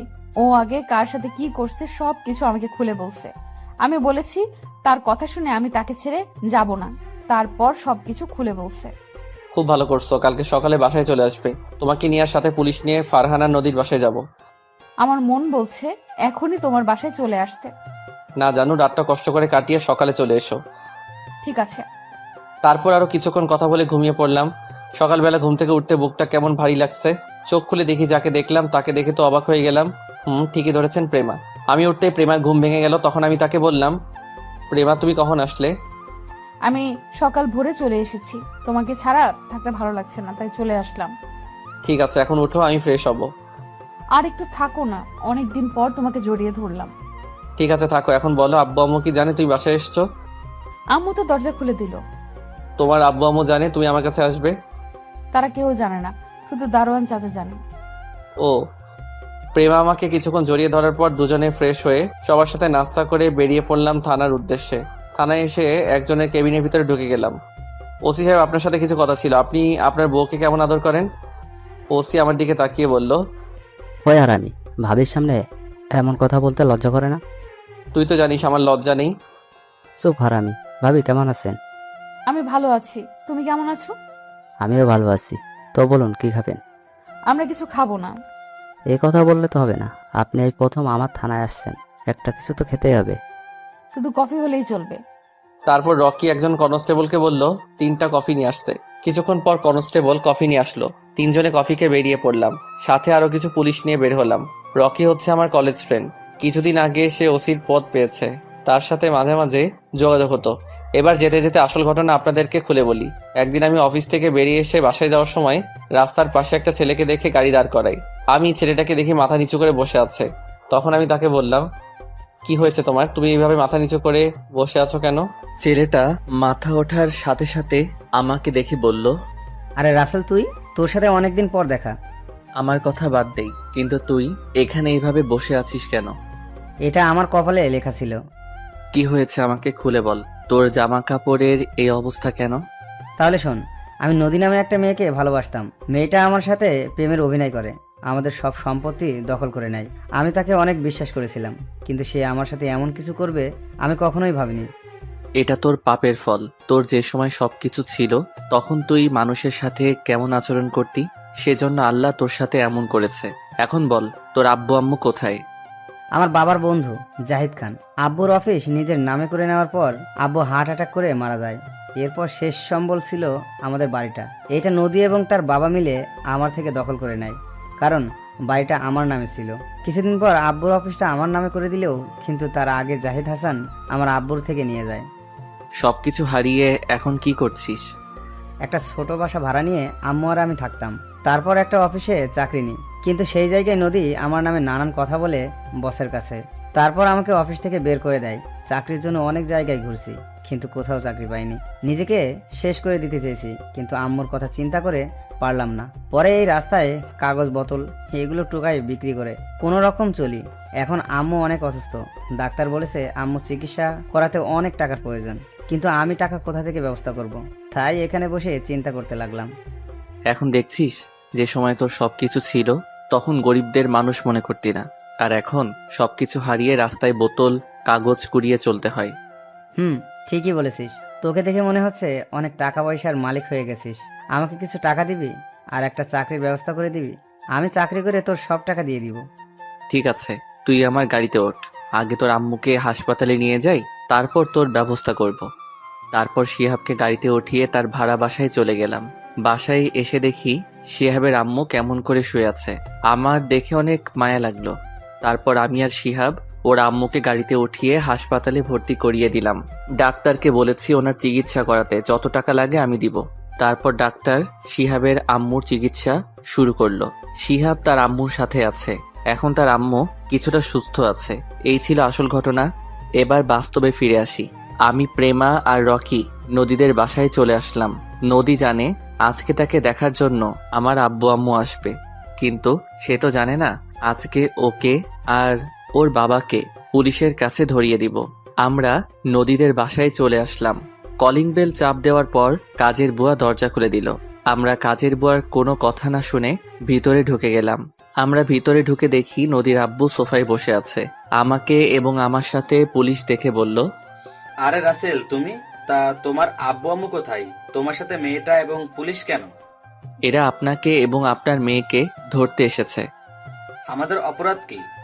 আপনি আর আপনার মেয়ে নদী অভিনয় করে শিহাবের বাড়ি দখল করে নিয়েছেন, সেজন্য পুলিশ আপনাদের ধরতে এসেছে। তুমি হয়তো জানো না, পুলিশ প্রমাণ ছাড়া কাউকে ধরতে পারে না। আমরা প্রমাণ ছাড়া আপনাকে এবং আপনার মেয়েকে ধরতে আসি নাই, প্রমাণ নিয়ে এসেছি। আর এই রাসেল আপনাদের নামে থানায় মামলা করেছে। হঠাৎ নদী রুম থেকে বেরিয়ে এসে বলল, রাসেল, এখানে কি হচ্ছে? আর প্রেমা, তুই এখানে? সাথে দেখি পুলিশ এসেছে। পুলিশ এমনি আসে নাই, তোকে আর তোর বাপকে থানায় নিয়ে যেতে আসছে। আমাদের অপরাধ? তোরা কি অপরাধ করছিস এই দেখ। তারপর নদী আমার সাথে যে কথা বলল সবগুলো দেখালাম। তখন নদী বলল, রাসেল, তুমি আমার সাথে বেইমানি করলে। আমি তোমাকে বিশ্বাস করে সবকিছু খুলে বলছি। বিশ্বাস তো আমার ফ্রেন্ড শিহাব ও তোদের করেছে। বিনিময়ে তোরা কি করছিস ওর সাথে? তার শেষ সম্বল বাড়িটাও নিয়ে নিলি, তুই আর তোর বাপ। চিন্তা করিস না নদী, আমাদের থানায় বেশিক্ষণ আটকে রাখতে পারবে না। টাকা দিলে এমনি আমাদের ছেড়ে দেবে। আপনি ভুল ভাবছেন, কারণ এখন আপনাদের কিছুই নেই। আমি জানি আপনার সব সম্পদের মালিক নদী, তাই ওর কাছ থেকে সবকিছু সাইন করে নিয়ে নিছি। এখন আপনি রাস্তার ফকির। আপনারা যেভাবে শিহাব থেকে অভিনয় করে সব সম্পত্তি দখল করে নিছেন, আমিও আপনার মেয়ের সাথে অভিনয় করে সবকিছু লিখে নিছি। আমাদের কি ক্ষমা করে দেওয়া যায় না? আমরা আর এমন ভুল কখনো করব না। আমি কেন, শিহাবও তোদের ক্ষমা করবে না। রকি, তাদের নিয়ে যা। এই, এদের থানায় নিয়ে চলো। রকির কথা মতো পুলিশ নদী আর নদীর বাবাকে ধরে নিয়ে বাহিরে চলে গেল। বাহিরে আসার পর গাড়ি নিয়ে ফারহানের বাসায় যেতে লাগলাম। সাথে নদী আর নদীর বাপ ছিল। কিছুক্ষণ পর আমরা তাদের বাসায় চলে আসলাম। আমরা সবাই দরজার সামনে দাঁড়িয়ে কলিং বেল চাপ দিলাম। কাজের বুয়া এসে দরজা খুলে দিল। এখানেও কোনো কথা না বলে ভিতরে ঢুকে গেলাম। ভিতরে ঢুকে দেখি বাপ ছেলে সোফায় বসে কফি খাচ্ছে আর গল্প করছে। আমাদের দেখে ফারহান বলল, আরে প্রেমা, তুমি হঠাৎ আমার বাসায়? আবার সাথে দেখি রাসেল এবং পুলিশ, মানে কি? সেটা কিছুক্ষণ পর বুঝতে পারবি। তুই আবার এসেছিস আমার বাসায়, সাথে পুলিশ নিয়ে এসেছিস। তুই জানিস আমি একটা ফোন দিলে তোর সাথে পুলিশ ভয়ে বেরিয়ে যাবে। তাই নাকি মিস্টার জাহিদ হাসান? তো দেখি আপনি কাকে ফোন দিবেন, আমি এখান থেকে এক পাও লড়ব না। ফারহানের আব্বু মোবাইল নিয়ে তাকে যেন ফোন দিল। তখন তার সাথে কথা বলে রকির কাছে ফোন দিল। নেই, কথা বল। হ্যালো, কে বলছেন? আমি বর্তমান মন্ত্রী বলছি। যদি চাকরি হারাতে না চাও তাহলে এখনই হাসান সাহেবের বাসা থেকে বেরিয়ে যাও। তোমাকে আমি গুলি করে মারবো, আমাকে তুমি চাকরির ভয় দেখাচ্ছ? আরে রকি, তুই তা বাবা জাহিদকে কেন ধরতে গেলি? তারপর সবকিছু খুলে বলল। বাবা, আমি এসব জানতাম না। তুই ওকে ধরে থানায় নিয়ে আয়, পরেরটা আমি দেখছি। ঠিক আছে আব্বু। এই বলে ফোন কেটে দিল। তখন ফারহানের আব্বু রকিকে বলল, তুই মন্ত্রীকে আব্বু বললি কেন? আমার আব্বুকে আব্বু বলবো না তো কি বলবো? মানে? কারণ তোর মন্ত্রী বন্ধু হচ্ছে আমার জন্মদাতা আব্বু। আমার ছোট থেকে শখ বড় হয়ে আমি পুলিশ অফিসার হব। আব্বু চাইলে আমাকে অফিসার বানিয়ে দিতে পারতো তার ক্ষমতা দিয়ে, কিন্তু আমি ক্ষমতা দিয়ে অফিসার হতে চাই না, নিজের যোগ্যতা অর্জন করে হব। এখন বর্তমানে ওসি হয়েছি। আমি তো কিছুই বুঝতে পারছি না, আমাদের কেন ধরতে আসলো? তুই মেয়েদের সাথে প্রেমের অভিনয় করে তাদের দেহ ভোগ করে ছেড়ে দিস, এটা হয়েছে তোর অপরাধ। আর তোর বাবার অপরাধ বন্ধুর সাথে বেইমানি করে তার কোম্পানি নিজের করে নেয়া। তাই তোদের পুলিশ ধরে নিয়ে যেতে এসেছে। এখন হয়তো টাকার বড়াই দেখাবি, কিন্তু সেটাও এখন তোদের নেই, কারণ তোদের এখন সবকিছু আমাদের হাতে। আমি বলছি যখন তোকে কাজে সাইন করতে বলছে তখন তোদের সব সম্পত্তির দলিল ছিল ওটা, আর তুই না বুঝে সাইন করে দিছিস। আর আমার আর রাসেলের ডিভোর্স হয়নি, তোকে নকল পেপার দিয়েছি। এখন তোরা রাস্তার ফকির। তা জাহিদ হাসান, এখন আপনার টাকা ক্ষমতা গেল কোথায়? আপনি যে রকম বন্ধুর সাথে বেইমানি করছেন, তেমন আমার স্ত্রী আপনার ছেলের সাথে প্রেম এবং বিয়ের অভিনয় করে সবকিছু নিয়ে নিচ্ছে। আমরা জানি আপনার সয় সম্পদ আপনার ছেলের নামে। আচ্ছা, তুই যে আমাদের নামে এত কিছু বলছিস, তোর কাছে কি প্রমাণ আছে? তারপর ফারহানের আব্বুর ভিডিও এবং ফারহানের সাথে প্রেমার কথা বলার ভিডিও দেখালাম। রকি সবাইকে থানায় নিয়ে গেল। আমি আর প্রেমা বাসায় চলে আসলাম। আজ 5 দিন পর ফারহানকে 10 বছরের কারাদণ্ড দেওয়া হয়েছে। তার আব্বু আম্মুকে যাবজ্জীবন কারাদণ্ড দেওয়া হয়েছে। আর নদী এবং তার আব্বু আম্মুকে 20 বছরের কারাদণ্ড দেওয়া হয়েছে। এখন আমি আর প্রেমা হাসপাতালে যাচ্ছি। শিহাবের আম্মু এখন পুরোপুরি সুস্থ আছে। আজকে তাদের রিলিজ দিবে। হাসপাতালে গিয়ে শিহাব আর ওর আম্মুকে বাহিরে এনে গাড়িতে করে তাদের বাসার সামনে চলে আসলাম। সবাই গাড়ি থেকে নামার পর শিহাব বলল, রাসেল, তুই আমাদের এখানে এসেছিস কেন? এই বাসা তো নদী এবং তার আব্বু আমার থেকে নিয়ে গেছে। আগে তাদের ছিল, এখন তোদের হয়ে গেছে। মানে হলো, শিহাব কোনো কথা না বলে আমাকে জড়িয়ে ধরে কান্না করে দিল। তখন আমি বললাম, এই পাগল, কান্না করছিস কেন? তুই আমাদের জন্য এত কিছু করছিস, আমাদের বাড়ি ফিরিয়ে দিয়েছিস। শুধু বাড়ি না, তোদের কোম্পানিও আমি ফিরে এনেছি। এই হচ্ছে তোদের সম্পত্তির দলিল। বাবা, তুমি আমাদের জন্য যা করেছো, আমরা কখনো তোমার ঋণ শোধ করতে পারবো না। এখানে কিন্তু আমিও আছি। তুমি তো আমার কথা মতো সবকিছু করেছো। করেছি, তুমি তো করো নাই। ঠিক আছে, আমরা দুজনে করছি। তো যাওয়ার আগে শিহাব তোকে একটা কথা বলে যাই, কখনো গরিব দুঃখীদের অবহেলা করবি না, তাদের পাশে সবসময় দাঁড়াবি। তুই তো দেখছিস গরিব হলে কেমন কষ্ট, তাই এগুলো মাথায় নিয়ে সামনে এগিয়ে যাবি। আমি তোর কথা অক্ষরে অক্ষরে পালন করব। তারপর শিহাব আর তার আম্মুকে ভিতরে নিয়ে গেলাম। পরের দিন অফিসের সবকিছু বুঝিয়ে দিলাম। দেখতে দেখতে সেই দিনটা চলে আসলো, মানে প্রেমাকে হাসপাতালে নিয়ে আসা হলো। আজকে সকালে হঠাৎ প্রেমার ব্যথা উঠে। তারপর প্রেমাকে হাসপাতালে নিয়ে আসি। ডাক্তার অপারেশন রুমে আছে। প্রায় 1 ঘন্টা পর ডাক্তার বেরিয়ে আসলো। আমরা সবাই ডাক্তারের কাছে গেলাম। ডাক্তার, আমার স্ত্রীর কি অবস্থা? ভয়ের কোনো কারণ নেই, আপনার স্ত্রীর মেয়ে হয়েছে, আপনি বাবা হয়েছেন। সবাইকে মিষ্টি খাওয়ান। সত্যি বলছেন ডাক্তার? সত্যি। আমরা কি তার সাথে দেখা করতে পারি? অবশ্যই পারবেন। এ কথা বলে ডাক্তার চলে গেল। আমরা সবাই কেবিনের ভিতরে ঢুকলাম। আব্বু আম্মু শ্বশুর শাশুড়ি আমার মেয়েকে কোলে নিয়ে আদর করতে আসে। সবাই বলছে মেয়েটা আমার মতো হয়েছে। আব্বু আম্মু শ্বশুর শাশুড়ি কিছুক্ষণ থেকে কেবিন থেকে বেরিয়ে গেল। আমি আমার মেয়েকে কোলে নিয়ে প্রেমার পাশে বসলাম। তখন প্রেমা বলল, মেয়ে হওয়াতে তুমি খুশি না? কে বলছে আমি খুশি না? আমি অনেক খুশি হয়েছি। কিন্তু আমি খুশি হতে পারি নাই। কেন? আমি ভেবেছি তোমার মতো একটা ছেলে হবে, কিন্তু হয়েছে মেয়ে। তো কি হয়েছে? মেয়ে হচ্ছে ঘরের লক্ষ্মী। তা ঠিক আছে, কিন্তু এখন তো আমার আদর কমে যাবে। তুমি এখন তোমার মেয়েকে সব সময় আদর করবে। কে বলছে আমার আদর সবসময় তুমি পাবে? তাহলে আমাকে এখন জড়িয়ে ধরো, জড়িয়ে ধরে একটা কিস করো। ঠিক আছে, করছি। আমি মেয়েটাকে রেখে প্রেমার ঠোঁটের সাথে ঠোঁট লাগিয়ে দিলাম, তারপর দুজন দুজনকে জড়িয়ে ধরলাম। দেখতে দেখতে আজ 5টা বছর কেটে গেল। আমি এখন অফিস দেখাশোনা করি, প্রেমা বাসায় আব্বু আম্মু এবং আমার মেয়ে তিথির খেয়াল রাখে। সবাইকে নিয়ে অনেক সুখেই আছি। শিহাব এর ফাঁকে বিয়ে করছে, তার একটা ছেলে আছে। রিয়া আর রাফির বিয়ে হয়ে গেছে। রিয়ার যমজ 2টা মেয়ে হয়েছে, আর রাইসার একটা ছেলের সন্তান হয়েছে। আমার বোন স্বামী এবং ছেলের সন্তান নিয়ে অনেক সুখে আছে। রাইসা কিছুদিন আগে আমাদের বাসা থেকে বেরিয়ে গেল। এবার আসি রকির কথায়। আমি, রাফি, শিহাব এবং রকি আমরা সবাই একসাথে পড়াশোনা করছি। রকি ছেলেটা অনেক ভালো। তার বাপ মন্ত্রী থাকার পরেও কোনো অহংকার নেই তার ভিতর। সে কেমন গল্পের ভিতরে দেখেছেন। রকি এখন একজন পুলিশ অফিসার। রকি চাইলে আরো ওপরের লেভেলে যেতে পারত, কিন্তু সে টাকা আর বাবার ক্ষমতা দিয়ে ওপরে উঠতে চায় না। কিছুদিন আগে রকির বিয়ে হয়েছে, আমরা সবাই তার বিয়েতে গেছি। তো যাই হোক, রাতে সবার সাথে খাবার খেয়ে রুমে আসলাম। কিছুক্ষণ পর প্রেমা রুমে এসে দরজা লাগিয়ে বিছানায় এসে আমাকে জড়িয়ে ধরলো। কি ব্যাপার, তিথি কোথায়? ওকে ওর দাদা দাদির কাছে রেখে এসেছি। ওর দাদা দাদির কাছে রেখে আসলে কেন? কারণ আজকে তুমি আমাকে অনেক আদর করবে। ওর জন্য তোমাকে একটু আদর করতে পারি না। আমি আরেকটা ছেলে চাই। ও মা, তাই নাকি? আরেকটা লালন পালন করতে পারবে? অবশ্যই পারবো। তুমি আমাকে তিথির একটা ভাই এনে দাও। আমাকে তো অনেক পরিশ্রম করতে হবে। করতে হলে করবে, এখন কথা না বলে আমাকে আদর করো। আমি তোমার মাঝে হারিয়ে যেতে চাই। তাহলে আর দেরি কিসের? আমি তাহলে শুরু করে দেই। এই বলে প্রেমাকে জড়িয়ে ধরে ঠোঁটের উপর আক্রমণ করা শুরু করলাম। তারপর প্রেমার পুরো শরীরে কিস করতে লাগলাম। আস্তে আস্তে হারিয়ে গেলাম অজানা ঠিকানায়। হয়েছে, অনেক দেখছেন, এবার আপনারা আসতে পারেন। সবাই আমাদের জন্য দোয়া করবেন। ধন্যবাদ সবাইকে। প্রতিদিন ভালোবাসার নতুন নতুন গল্প পেতে চ্যানেলটি সাবস্ক্রাইব করে পাশে থাকা বেল বাটনে ক্লিক করুন।